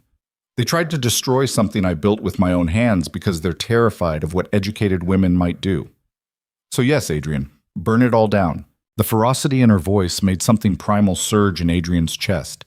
This was the woman he'd loved at 17. Fierce and uncompromising and absolutely terrifying when pushed. She'd never really been gone, just buried under years of necessary armor. Then it's decided. Adrian turned to leave, but Evelyn caught his wrist. One condition, anything. When you stand up in that House of Lords and detonate this bomb, you don't do it as some noble sacrifice. You do it because it's right. Because those men deserve to burn for what they've done. Not because you're trying to prove something to me. Adrian searched her face. What if it's both? Then lead with the first and keep the second to yourself. She released his wrist but didn't step back. The air between them crackled with tension that had nothing to do with politics. Evelyn, don't. Her voice softened just slightly. Whatever you're about to say, don't. We have 3 days to prepare for war. That's all this is right now. Is that all it can be? The question escaped before Adrian could stop it. Evelyn's expression flickered with something that might have been pain or might have been longing. Ask me again when we're not about to destroy the aristocracy. Then she stepped back, the moment shattering like glass. Now get some sleep. You look like death, and we need you sharp for the performance of your life. Adrian wanted to argue, to push, to demand answers to questions that had been burning in him for 7 years. But she was right. They had 3 days. Everything else would have to wait. The preparation was meticulous. Adrian and Evelyn spent 18 hours a day going through every document, building the case, anticipating counter-arguments. Thomas arrived from London with additional intelligence. The special session was being treated as high theater. Every lord who could attend was planning to. The press would be there in force. It would be a public execution, unless Adrian struck first. On the morning of the third day, Adrian dressed in his formal parliamentary robes for the first time in months. The fabric felt foreign, like wearing a costume of someone he used to be. Evelyn helped him with the clasps, her fingers steady where his shook. You ready? No. Good. Overconfidence gets people killed. She stepped back and studied him.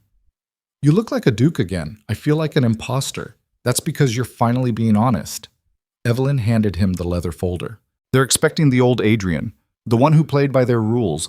Give them the new one instead. What if I fail? Then we fail together. But Adrian? Yes? Don't you dare fail. The House of Lords was packed. Adrian entered through the main doors, aware of every eye on him. Whispers followed him like a wake as he moved to his seat. Lord Pemberton sat in a position of prominence, his face arranged in an expression of judicial concern that barely masked his satisfaction. This was supposed to be his victory, the moment he crushed the upstart duke who dared to challenge him. The Lord Speaker called the session to order. We gather today to address serious allegations of defamation against Britain's educational institutions, brought forward by Duke Adrian Ravenshire. Not by me, Adrian interrupted, standing. Against me. The room fell silent. The Lord Speaker frowned. I'm sorry. The allegations aren't mine. They're against me. Let's be accurate about who's accusing whom. Pemberton rose smoothly. Semantics. Ravenshire. You've spent months attacking the Board of Educational Standards and questioning the legitimacy of their authority, because their authority is illegitimate. Gasps rippled through the chamber. Pemberton's eyes narrowed. That's a serious accusation. Yes, it is. Adrian opened the leather folder. And I have evidence to prove it. The next hour was surgical. Adrian presented document after document. Financial records showing the Board of Educational Standards was funded entirely by a private consortium led by Pemberton. Correspondence proving they'd systematically shut down schools that taught ideas considered threatening. Evidence of bribes paid to government officials to expedite injunctions against specific institutions. With each revelation, the chamber grew quieter. Pemberton tried to interrupt, to dismiss, to deflect. But Adrian had learned from watching Evelyn. He didn't get emotional, didn't make grand speeches. He just presented facts. Cold, precise, devastating. By the time he finished, Pemberton's face had gone from confident to pale to something approaching panic. These documents are forged, Pemberton declared. Obviously fabricated by a desperate man trying to— They're not forged. Helena's voice cut through the chamber. Every head turned. Duchess Helena of Austria stood in the visitors' gallery, her presence as shocking as if the queen herself had appeared. She descended the stairs with regal precision. Those documents came from my late father's private files. I can authenticate everyone, and I'm prepared to testify under oath about the systematic corruption that created them. The chamber exploded, lords shouting, reporters scribbling frantically, Pemberton calling for order while simultaneously trying to discredit Helena. But it was too late. The truth was out, and it was undeniable. The Lord Speaker called for an emergency recess. Parliamentary investigators were summoned. Within hours, Pemberton and 3 other lords were placed under formal inquiry. Adrian stood in the corridor outside the chamber, surrounded by chaos, feeling strangely empty. It should have felt like victory. Instead, it felt like the end of something he couldn't quite name. Thomas found him there. Your Grace, you need to leave. The mood is turning, and not everyone is pleased with what you've exposed. Adrian nodded numbly. He made it halfway to the exit before someone grabbed his arm, not roughly, but firmly enough to stop him. Adrian turned to find Marcus Thornby, the labor lawyer, flanked by 2 other men he didn't recognize. Mr. Ravenshire. A word. I don't have time for— Make time, this is important. Something in Thornby's expression made Adrian pause. They moved to a private alcove away from the main corridor. What you did in there, Thornby said quietly, was either very brave or very stupid. Both, probably. Agreed. Which is why you need to understand what happens next. Thornby pulled out a folded notice. Within the hour, the Crown is going to issue a formal decree suspending your title pending the completion of the parliamentary investigation. Adrian absorbed this without flinching. Expected. They're also going to freeze any remaining assets connected to the Ravenshire name. Also expected. And there's a warrant being prepared for your arrest on charges of theft of state documents. That made Adrian's blood run cold. What? The evidence you presented. Pemberton is claiming you stole classified materials. He's got enough allies left to make the charge stick. at least temporarily.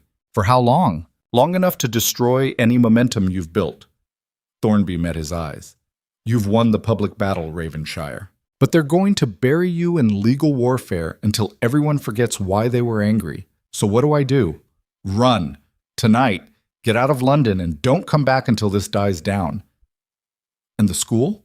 We'll have to survive without you. Adrian felt the trap close around him with perfect precision. Pemberton hadn't been trying to win the public fight. He'd been buying time to spring a different trap entirely. A legal one Adrian couldn't escape. How long do I have? Maybe 2 hours before the warrant is executed. Less if Pemberton expedites it. Adrian's mind raced. 2 hours to get out of London. To warn Evelyn. To figure out what came next. It wasn't enough time, but it was all he had. Thank you, he told Thornby. Don't thank me.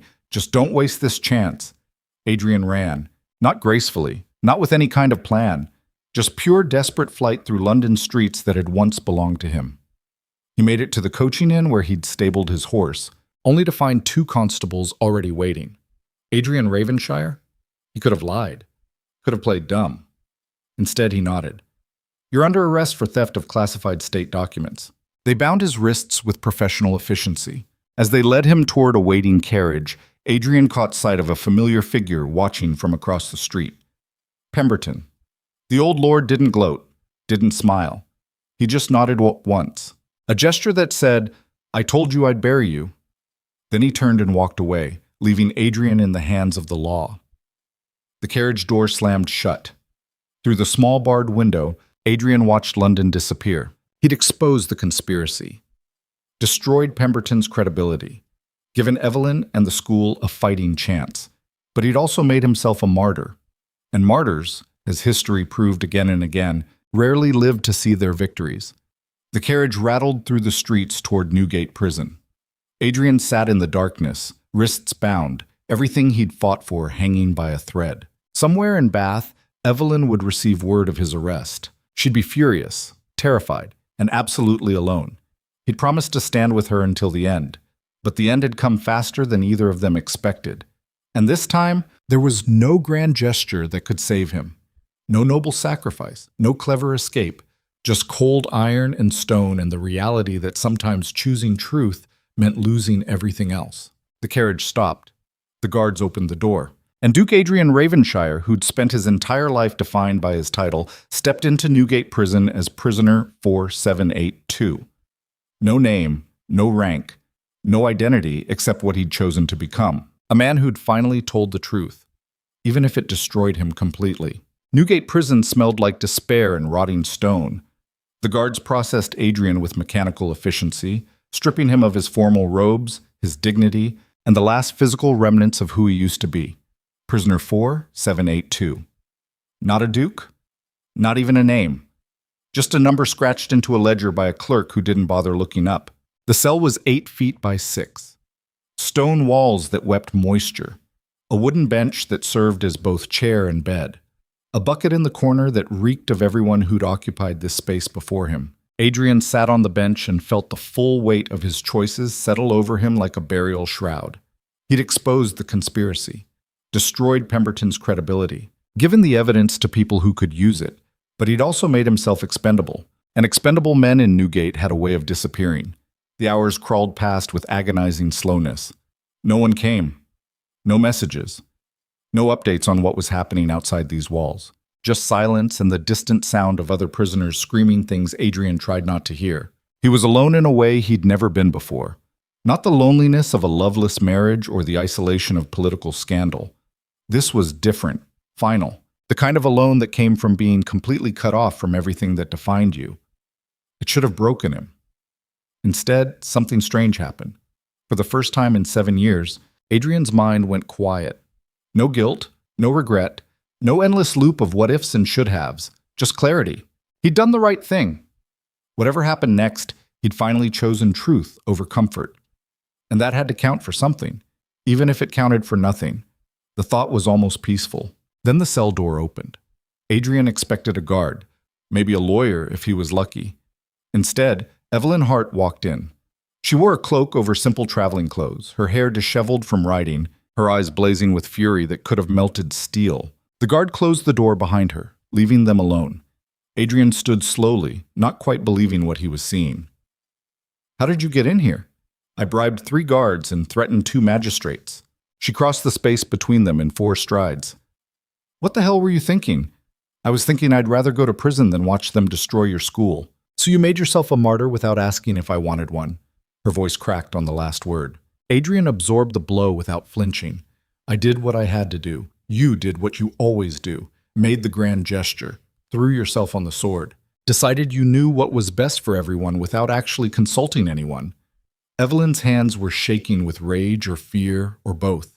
Do you have any idea what's happening out there right now? The chaos you've created? Tell me. The Board of Educational Standards has been dissolved. 5 lords, including Pemberton, are under formal investigation. Parliament is in complete turmoil. Adrian felt a flicker of satisfaction. Then it worked. It worked? Evelyn's laugh was sharp and bitter. Adrian, they're going to execute you. The words hung in the air like smoke. What? Not officially, not publicly, but men like Pemberton don't lose power gracefully. They're already spreading rumors that you stole state secrets, that you're working with foreign agents. They'll manufacture evidence if they have to. Her voice dropped to something raw and terrified. And in 3 days, you'll have an accident in this prison. A fight with another inmate. A sudden illness. Something convenient that makes you disappear before you can testify against anyone. Adrian's blood ran cold because he knew she was right. Newgate was notorious for exactly those kinds of accidents. Then I'll testify before the 3 days are up. They've blocked all attempts to bring you to trial early. Pemberton still has enough allies to delay the proceedings indefinitely. So I'm trapped. We're trapped. Evelyn sat down on the bench like her legs wouldn't hold her anymore. I came here to yell at you for being an idiot, to tell you that I don't need saving and I never asked for this. But looking at you in this cell, knowing what they're going to do, I realized something. What? That I can't lose you again. Not like this. Not when we finally have a chance at something real. The confession hit Adrian harder than any physical blow. Evelyn, don't. She held up a hand. Don't make this into some romantic moment. I'm furious with you. Absolutely livid. But I'm also terrified, and I hate that I still care enough to be terrified. Adrian sat beside her on the narrow bench, close enough to feel her warmth, but not touching. What do you want me to do? Fight. Not with grand gestures or noble sacrifices. Just fight to stay alive long enough for us to find a way out of this. There might not be a way out. Then we make one. Evelyn turned to face him fully, her eyes fierce despite the tears threatening to spill. You spent 7 years letting other people make your choices. Don't start again now. Fight dirty. Fight mean. Do whatever it takes to survive. Even if it means compromising everything I just exposed? Yes. Because exposing corruption means nothing if you're dead, and I refuse to lose you to your own self-destructive nobility. Adrian stared at this woman who'd spent years hating him, now demanding he fight for a future that might not exist. Why? The question was simple, but it contained everything. Why care? Why risk coming here? Why fight for someone who destroyed her once already? Evelyn's expression softened just slightly. Because you're an idiot. And apparently I have terrible taste in men. That's not an answer. It's the only answer you're getting right now. She stood and knocked on the door. The guard opened it immediately. As she reached the threshold, she turned back. 3 days, Adrian. Find a way to survive 3 days. After that, I'll handle the rest. How? I don't know yet. But I'm done waiting for men to solve problems they created. If they want a war, I'll give them one they'll never forget. Then she was gone, leaving Adrian alone with the smell of damp stone and the sound of his own heartbeat. 3 days, 72 hours to survive in a place designed to break men. Adrian looked around the cell with new eyes, not as a prison, but as a battlefield. If Evelyn was willing to fight, then so was he. But first, he needed allies. The prisoner in the next cell was named William Cross, a former soldier convicted of desertion, now serving 20 years for a crime Adrian suspected was manufactured. They communicated through the stone wall, voices low enough to avoid guard attention. You're the Duke everyone's talking about. Former Duke. And yes, word is you're dead in 3 days. Word travels fast. Newgate's a small world. Cross's voice held dark amusement. Question is, you planning to go quietly? Not particularly. Good. Quiet deaths are boring. Over the next 2 days, Adrian learned more about surviving Newgate than he'd learned about aristocratic politics in 30 years. Cross taught him which guards could be bribed and which ones worked for Pemberton, where the blind spots were in the cell block, which prisoners were trustworthy and which ones killed for sport. Most importantly, Cross taught him how to fight. Not the gentleman's fencing Adrian had learned as a boy. Real fighting. The kind where you went for eyes and throats and anything that would keep you breathing one more minute. They practiced through the wall, Cross describing techniques while Adrian worked through the movements in the cramped space of his cell. Your problem is you're thinking like a duke, Cross said on the second night. Trying to be honorable even when you're planning violence. How do I fix that? Stop thinking. When someone comes for you, don't calculate, don't hesitate. Just hurt them faster than they hurt you. Adrian absorbed this wisdom from a man society had thrown away. Strange how the people with the most valuable lessons were the ones no one bothered listening to. On the morning of the third day, the attack came. Not from another prisoner, too obvious. Instead, a guard Adrian had never seen before arrived with breakfast. The food smelled wrong. Bitter undertones that didn't belong in stale bread and watery soup. Poison, crude but effective. Adrian looked at the guard, a heavy-set man with dead eyes, and the bearing of someone who'd done this before. Not hungry, Adrian said. Wasn't a request. The guard stepped into the cell and closed the door behind him. Eat! Adrian's heart hammered against his ribs. Every instinct screamed at him to comply, to de-escalate, to find a civilized solution. But Cross's voice echoed in his mind. Don't think, just survive. Adrian grabbed the metal soup bowl and swung it with everything he had. The edge caught the guard across the temple with a wet crack that made Adrian's stomach turn. The guard staggered but didn't go down. He was bigger, stronger, trained for exactly this kind of situation. Adrian didn't give him time to recover. He drove his shoulder into the man's gut, using momentum instead of strength, driving them both against the stone wall. The guard's head bounced off the stone with a sound Adrian would hear in nightmares. This time, he went down. Adrian stood over the unconscious guard, chest heaving, hands shaking, covered in another man's blood. He'd just committed assault on a prison guard. The penalty for that was death, immediate and official.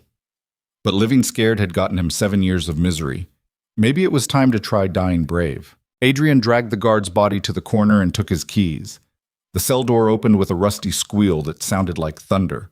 Cross was already at his cell door, eyes bright with anticipation. You're actually doing this? Seems like.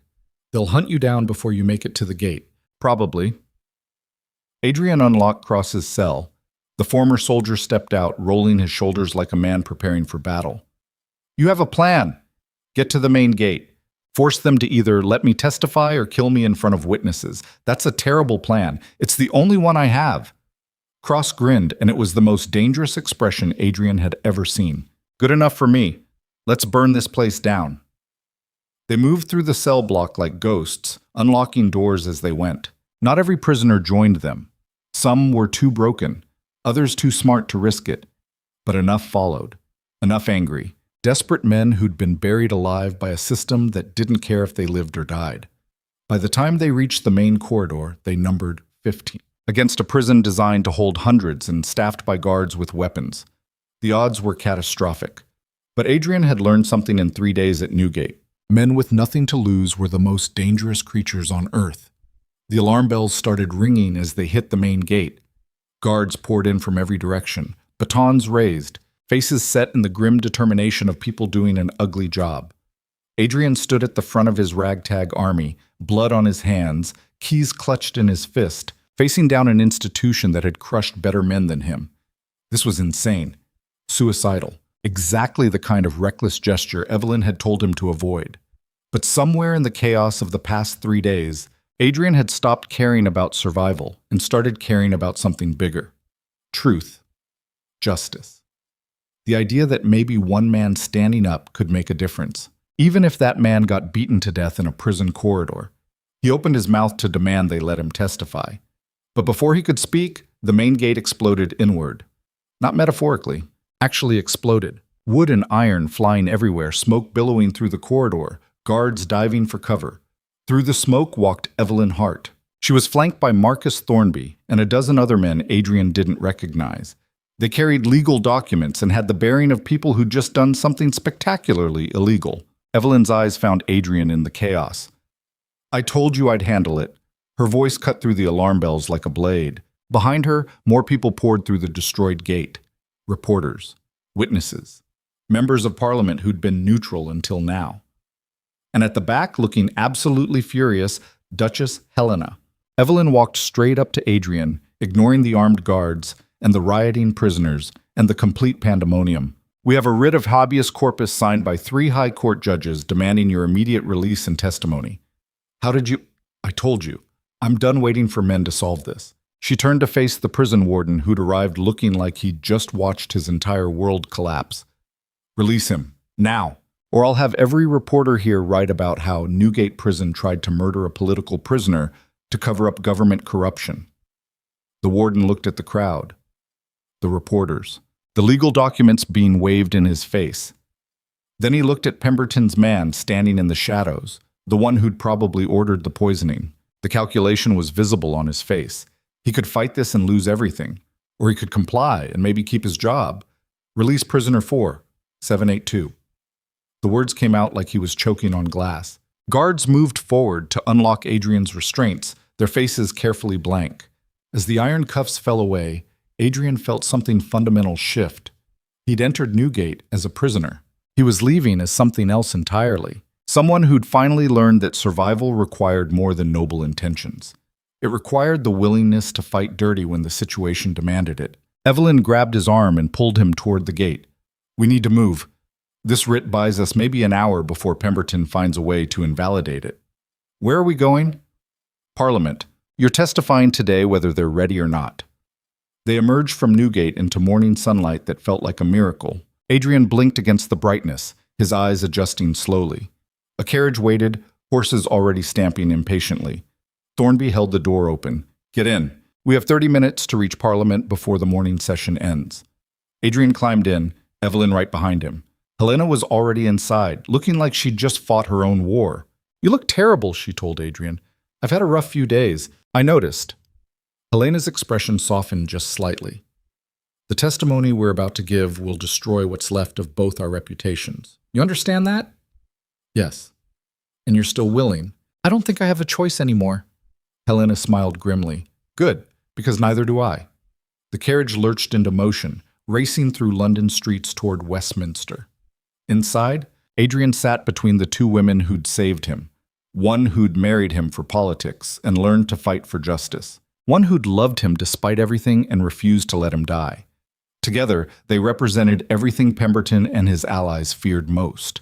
People who couldn't be controlled, couldn't be bought, couldn't be silenced. The Houses of Parliament appeared ahead, its Gothic spires reaching toward gray sky. Adrian could see crowds already gathering. News of the Newgate escape had spread impossibly fast. This wasn't going to be a quiet testimony. It was going to be a spectacle. Evelyn seemed to read his thoughts. "Ready for the performance of your life?" Adrian looked at his hands, still shaking slightly, still stained with the guard's blood.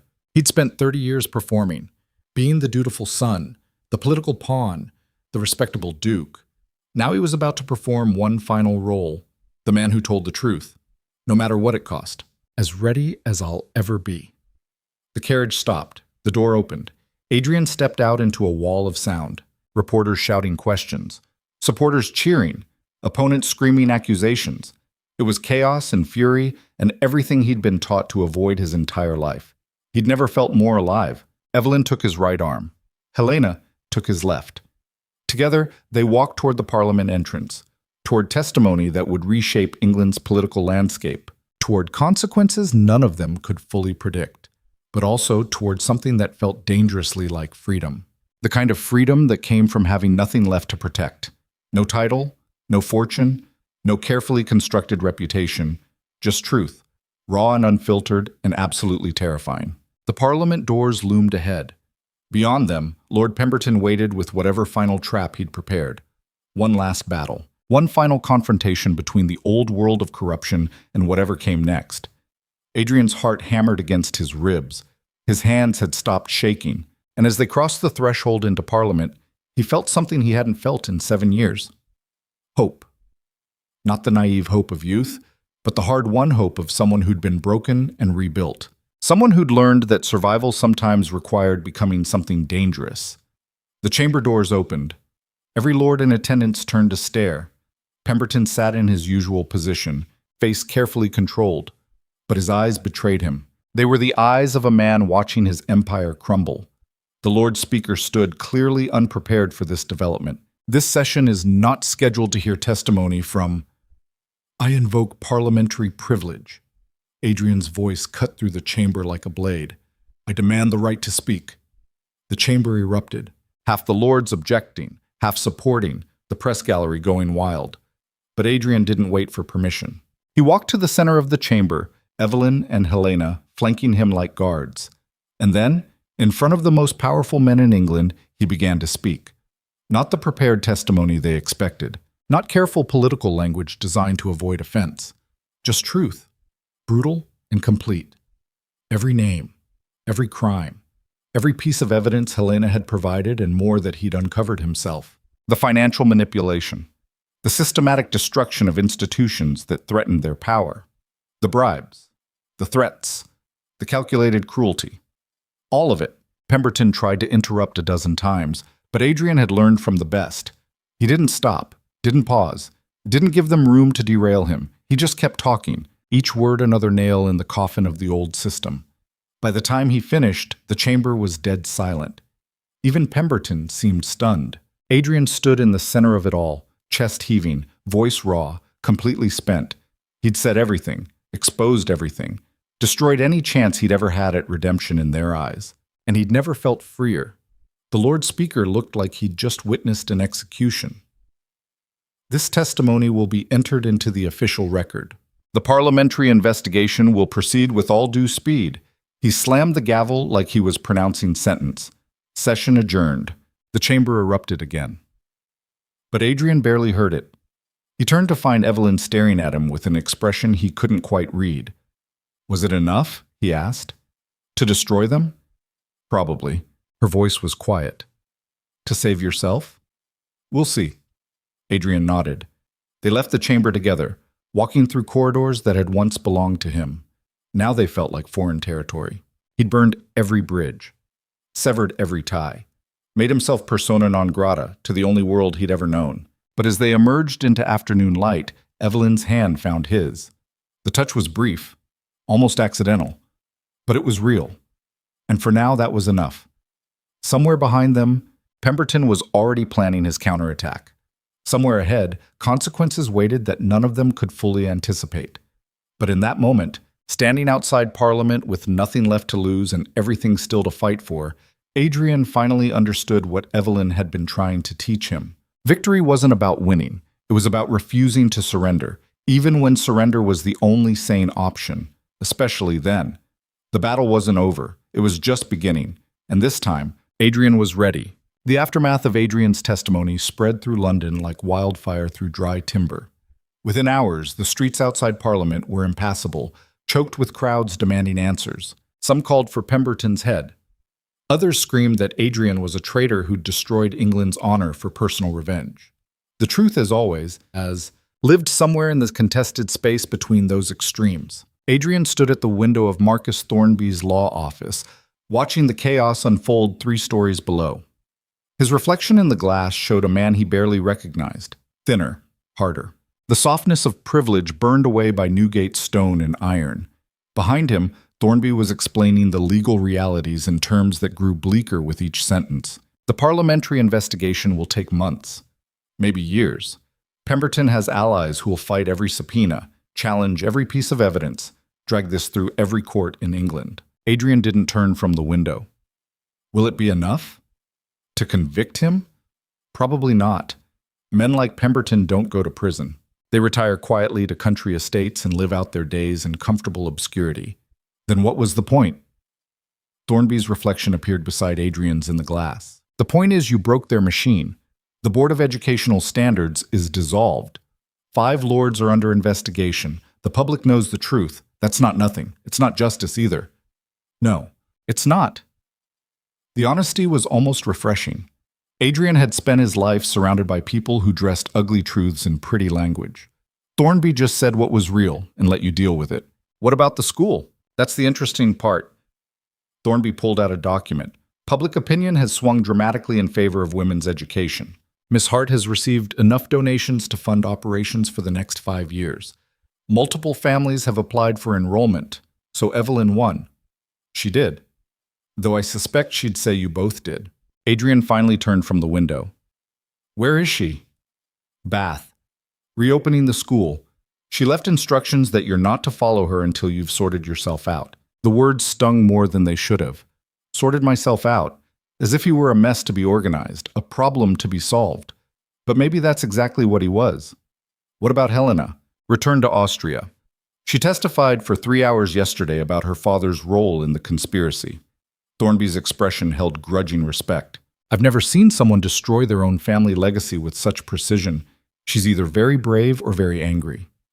Both, Adrian said quietly. Definitely both. He sat down in the chair across from Thornby's desk, exhaustion hitting him all at once. 3 days in Newgate.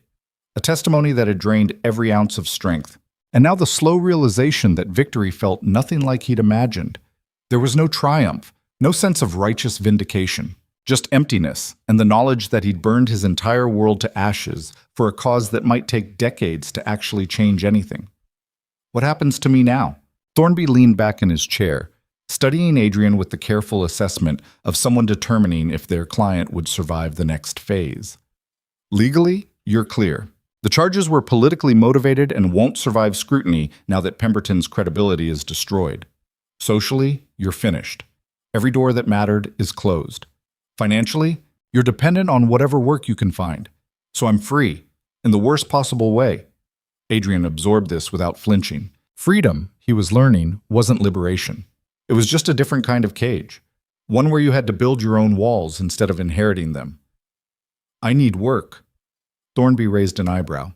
You're serious? I have no income. No prospects. Unless you know of titled positions for disgraced dukes who specialize in destroying aristocratic conspiracies. I might actually. Thornby pulled out another document. Several reform organizations have reached out. They want you as a public advocate. Someone who can speak to the corruption from inside the system. Pay? Barely enough to live on. But it's honest work. Adrian took the document and read through the details. Speaking engagements, pamphlet writing, organizing efforts to reform Parliament's oversight mechanisms. It was everything he'd been trained to avoid: public activism, association with radicals, the kind of work that permanently marked you as dangerous in respectable society. He signed his name at the bottom. Thornby watched with something approaching approval. You've changed, have I? The Adrian Ravenshire I met 6 months ago would have negotiated, tried to preserve some dignity. You just accepted the first offer without hesitation, because I finally understand something my father never did. Adrian met the lawyer's eyes. Dignity isn't something you preserve, it's something you build. And I'd rather build it doing work that matters than preserve it doing nothing at all. Thornby nodded slowly.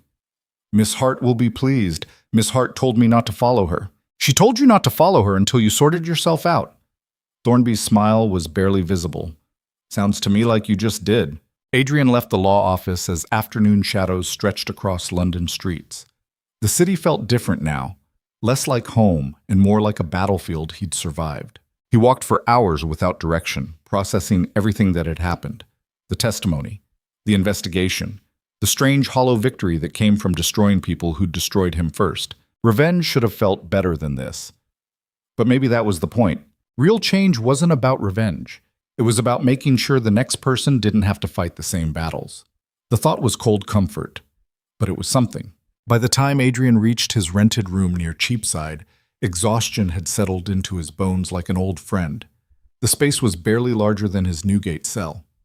A bed, a desk, a window that looked out on a brick wall. It should have been depressing. Instead, it felt honest. No servants, no expectations, no legacy weighing down every choice. Just Adrian and whatever he decided to build from here. He sat at the desk and pulled out paper, started writing a letter he'd been composing in his head for 3 days. The words came slowly at first, then faster. Not apologies, not explanations, just truth. raw and unfiltered. When he finished, the letter was 3 pages long and said everything he'd been too afraid to say for 7 years. He sealed it carefully and wrote the address. Miss Evelyn Hart, Headmistress, the Hart School for Girls, Bath. Then he set it aside and tried to sleep. Dreams came in fragments, Newgate's stone walls, Evelyn's face in the prison corridor, Pemberton's eyes as the testimony destroyed him. Adrian woke before dawn, covered in sweat, the phantom smell of prison still in his nostrils. Some experiences didn't wash off easily. He dressed and walked to the postal office, mailed the letter, and tried not to think about whether she'd read it. The work started immediately. Adrian threw himself into reform advocacy with the same intensity he'd once applied to political duty, speaking at working house meetings, writing pamphlets about parliamentary corruption, meeting with organizers who saw him as a useful symbol of aristocratic betrayal. It was brutal, grinding work.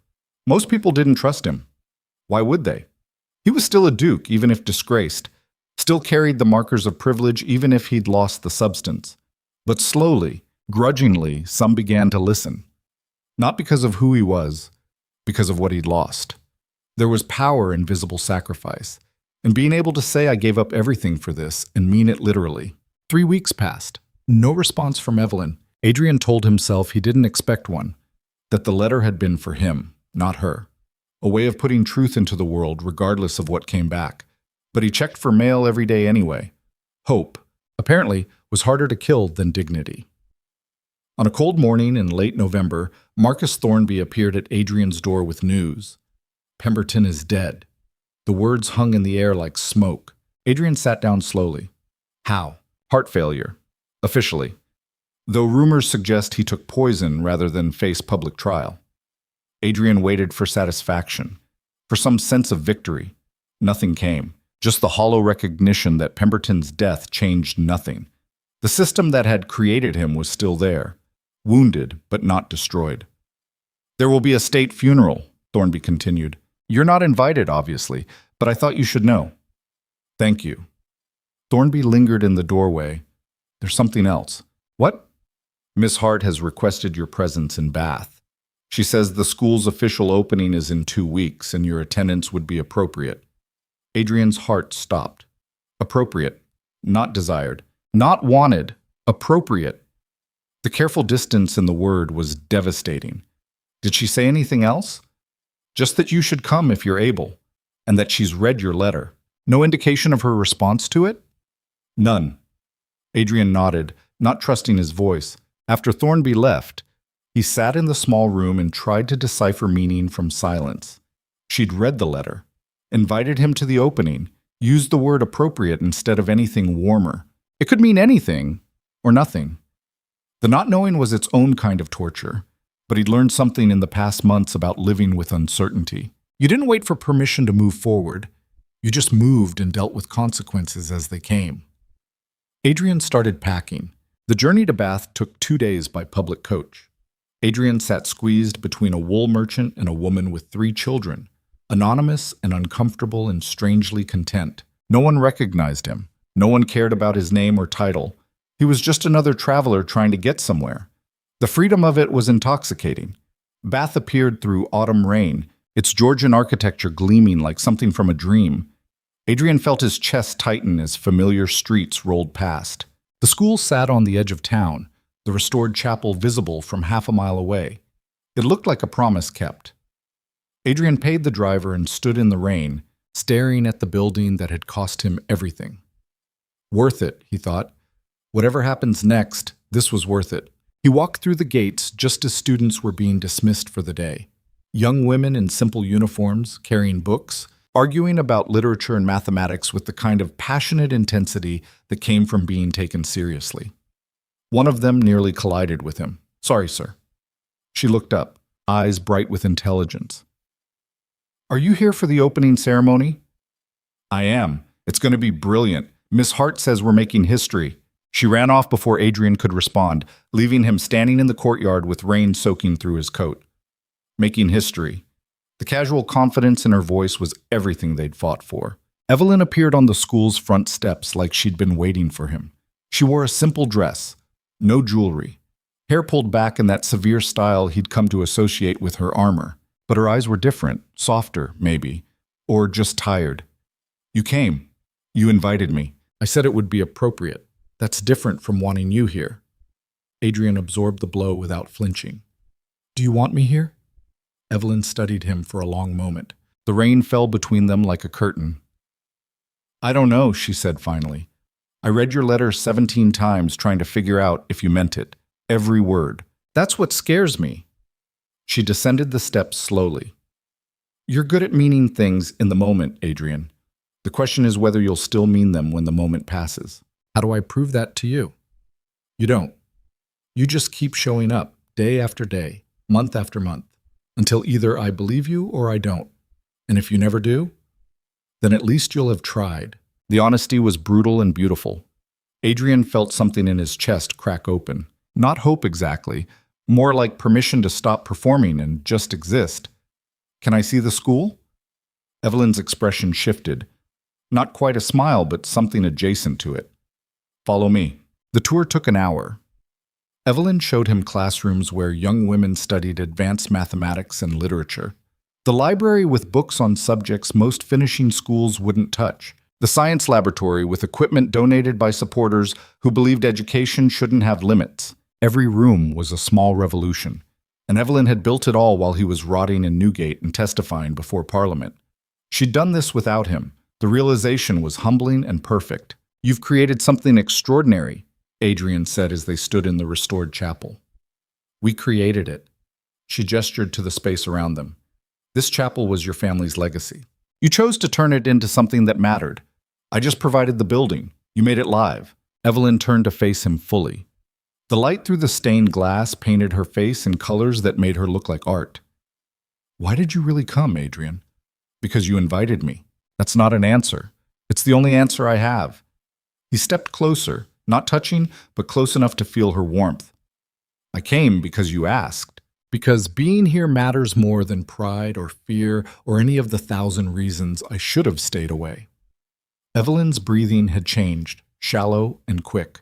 I'm still angry with you, I know. I don't forgive you for what happened 7 years ago. I don't expect you to.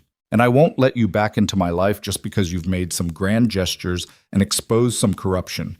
Adrian felt his heart breaking and mending simultaneously. I'm not asking for that. Then what are you asking for? Nothing. Adrian's voice was raw. I'm not asking for anything, Evelyn. I'm just here, present, honest, willing to accept whatever you decide I deserve. The silence stretched until Adrian thought he might shatter from it. Then Evelyn did something unexpected. She laughed. Not cruelly, just exhausted and real. You're impossible, I know. You've destroyed my ability to hate you properly. Is that a good thing? I have no idea. She walked to the altar and sat down on the steps, patting the space beside her. Adrian sat, maintaining careful distance. They sat in silence, surrounded by the chapel where everything had begun and ended and somehow begun again. Tell me about the reform work, Evelyn said finally. So Adrian did. He told her about the speaking engagements where angry workers shouted him down until he proved he understood their struggles. The pamphlets that got him threatened by people who wanted the old system preserved. The slow, grinding process of trying to change institutions that had existed for centuries. He talked until his voice went hoarse. And Evelyn listened, really listened, not just waiting for her turn to speak, but absorbing everything he said. When he finished, she was quiet for a long time. You've changed, she said finally. Have I? The Adrian I knew 7 years ago would have given up by now, would have found some comfortable compromise and convinced himself it was noble. And now? Now you sound like someone who's learned that the only way through hell is straight ahead. Adrian felt tears prick his eyes. I learned that from you. Evelyn's hand found his. The touch was electric and terrifying and perfect. I'm not ready to forgive you, I know. And I'm not ready to trust that this version of you is permanent. I understand, but I'm willing to try. If you are. Adrian turned to look at her fully. She was crying too, silent tears that tracked through the careful armor she'd built. Try what? Being two broken people who are learning how to build something real. No grand promises, no guarantees, just honesty and work and the willingness to fail together. Adrian's throat closed with emotion. That's all I want. Liar. Evelyn's smile was sad and beautiful. You want forgiveness and redemption, and for me to look at you like I did when we were 17. You're right. But you'll settle for honesty and work? I'll settle for whatever you're willing to give. Evelyn stood, pulling him up with her. Then help me finish preparing for the opening. There's work to do, and I need someone who's not afraid to get their hands dirty. Adrian followed her out of the chapel into afternoon light. The rain had stopped. Students were returning for evening study sessions. The school hummed with purpose and possibility. And Adrian, for the first time in 7 years, felt like he was exactly where he belonged. Not because it was comfortable or familiar, but because it was real. The opening ceremony 2 weeks later was everything Evelyn had envisioned. Dignitaries from across England attended, families who'd enrolled their daughters, reporters documenting this small revolution in women's education. Adrian stood at the back of the crowd, watching Evelyn give her address. She spoke about the importance of education, not as decoration, but as liberation, about giving young women the tools to build lives that belong to them. Her voice carried across the assembled crowd with absolute authority. This was her moment, her triumph. Adrian's role was to witness it, to support from the margins, and he'd never been more proud of anything in his life. After the ceremony, as crowds mingled and celebrated, Helena found him. She'd returned from Austria specifically for this event, looking elegant and slightly dangerous in traveling clothes. You survived. Barely. That's the only kind of survival that counts. Helena gestured to the crowd. She's extraordinary. Always has been. And you're content to stand in her shadow? Adrian considered the question seriously. I'm content to stand beside her. The shadow is just where I happen to be standing at the moment. Helena's smile was genuine. You really have changed. I've learned what matters, which is truth, work, building something that lasts longer than my ego. Helena raised her glass in a toast to building things that last. They drank together, two people who'd survived the same storm from different directions. After Helena moved on to other conversations, Adrian found himself alone again, watching Evelyn work the crowd, seeing her confidence and competence on full display. She didn't need him. That was perhaps the most important realization.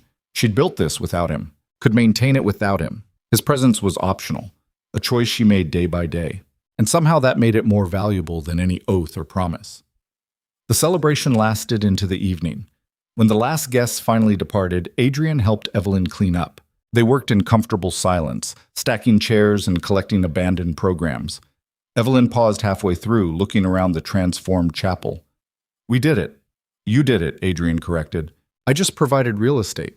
You provided more than that. What? She walked over to him, close enough that he could see exhaustion and satisfaction warring in her expression. You gave me a reason to fight. I was so focused on surviving that I'd forgotten how to build.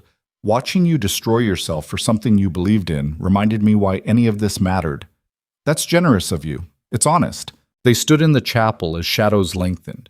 Adrian wanted to kiss her, to close the distance that had existed between them for 7 years. But he'd learned patience. So instead, he just looked at her. Really looked. At the woman who'd survived being abandoned, who'd built a school from nothing, who'd saved him from prison and from himself. She was magnificent, and whether she ever forgave him or not, he would spend the rest of his life grateful that she existed. Evelyn seemed to read something in his expression. Don't look at me like that. Like what? Like I'm something precious you're afraid of breaking, aren't you? No. I'm something strong that's been tested and survived. There's a difference. Adrian absorbed the correction. You're right. I'm sorry. Stop apologizing. Evelyn's voice softened. I don't need your apologies, Adrian. I need your partnership. Can you give me that? Yes. Without trying to protect me or make decisions for me? Yes. Without grand gestures that make you the hero? Adrian hesitated, then nodded. I'll try. I can't promise I won't fail sometimes, but I'll try. That's all I'm asking. She kissed him then. Not passionately, not dramatically, just a soft press of lips that tasted like promise and possibility. When she pulled back, her eyes were clear. This doesn't fix everything. I know. And it doesn't mean we're together the way we were. I understand. But it's a start. It's more than I deserve. Probably. She smiled. But I've decided to give it to you anyway. They finished cleaning in silence, but the quality of it had changed. Less comfortable. more charged, like standing on the edge of something vast and terrifying. That night, Adrian walked back to his small rented room in Bath with Evelyn's kiss still burning on his lips. The town was quiet, dark except for scattered lamplight. He thought about everything that had happened, the destruction, the rebuilding, the slow, painful process of becoming someone different. It wasn't redemption. Redemption implied erasing the past. This was something else. Acknowledgement and growth and the willingness to be better without expecting praise for it. In his room, Adrian pulled out paper and started writing. Not a letter this time. A journal entry. Documentation of the man he was becoming. The lessons he was learning. The words came slowly but surely. About power and its limits. About love and its complexities. About the difference between noble sacrifice and genuine change. He wrote until his hand cramped and the candle burned low. Then he set down the pen and looked at what he'd created. Not a manifesto. Not a confession. Just honest reflection from someone trying to figure out how to live with integrity after spending years performing nobility. It wasn't much, but it was real. And real, Adrian was learning, was the only thing that lasted. The weeks that followed established a rhythm. Adrian worked with reform organizations during the day, speaking, writing, organizing efforts to change systems that had caused so much damage. Evenings he spent at the school, helping with whatever needed doing. Repairs, curriculum development. Sometimes just sitting in the library reading while students studied. Evelyn set clear boundaries. They were partners in the school's mission, friends slowly rebuilding trust. Nothing more until she decided otherwise. Adrian accepted this without protest. He'd learned that demanding more than someone was ready to give was just another form of control. So he showed up, consistently, honestly. And slowly, carefully, Evelyn began to let him in. Not all at once, just small openings, asking his opinion on curriculum decisions, sharing frustrations about funding, letting him see moments of vulnerability she'd hidden for years. It was the opposite of their relationship at 17. Back then, everything had been passion and promise, grand declarations of eternal love. Now it was smaller, quieter, built on work and conversation and the willingness to be present. And somehow it felt more real than anything they'd had before. 6 months after the school's opening, on a mild spring evening, Evelyn found Adrian in the chapel. He was repairing a window frame that had started to rot. Manual labor had become his meditation. You're getting good at that. Necessity is an excellent teacher. Evelyn sat on a nearby pew, watching him work. I've been thinking. Dangerous activity. She ignored the joke. About us. Adrian's hand stilled. He didn't turn around, didn't want to spook whatever she was about to say. And I'm not ready to call this love. I don't know if I'll ever be ready for that word again. Okay, but I think we're building something that might be better than love. Adrian set down his tools and turned slowly. What's better than love? Partnership. Truth. The willingness to choose each other even when it's hard. Evelyn stood and walked to him. You hurt me worse than anyone ever has. And I don't know if that wound will ever fully heal. I know. But I also know that the man who hurt me isn't the man standing here now. And I want to know this version, really know him. Adrian felt his chest tighten with emotion he couldn't name. What are you saying? I'm saying I want to try. Really try. Not as a test or an experiment, as a genuine attempt at building something lasting. Even knowing I might fail you again, even knowing that because you're not the only one who's changed. I've learned that holding on to anger is exhausting, and I'm tired of being angry. She took his hand. I want to try being happy instead, with you. If you're willing. Adrian pulled her close, breathing in the scent of her hair and the impossible reality of this moment. I'm willing. They stood together in the chapel as evening light painted the walls in gold. Two people who'd been broken and had somehow found each other in the wreckage. It wasn't the ending either of them had imagined, but it was honest and real and built on something stronger than romance. It was built on choice, the conscious decision to keep showing up, to keep trying, to keep building even when the outcome was uncertain. And in the end, Adrian realized that was the only kind of love worth having. Not the passionate promise of youth, but the hard-won commitment of people who'd seen each other at their worst and chosen to stay anyway. Outside, students were arriving for evening study sessions. The school Evelyn had built hummed with purpose, and Adrian, for the first time in his life, understood what it meant to be part of something larger than himself, not as its leader or its savior, but as one worker among many, building something that would outlast them all. Years later, when people asked about the Hart School's founding, they told a sanitized version of the story, about a disgraced duke who'd exposed corruption and a brilliant educator who'd built an institution from nothing.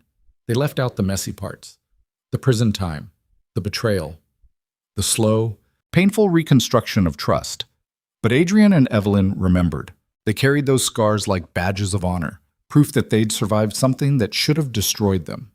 The school grew, expanded to multiple locations, became a model for women's education across England. Evelyn's name became synonymous with educational reform, and Adrian worked quietly beside her.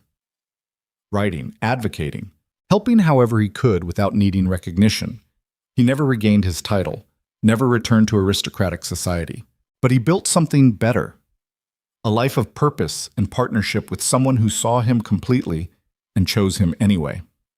On their 10th anniversary of the school's founding, they stood together in the original chapel.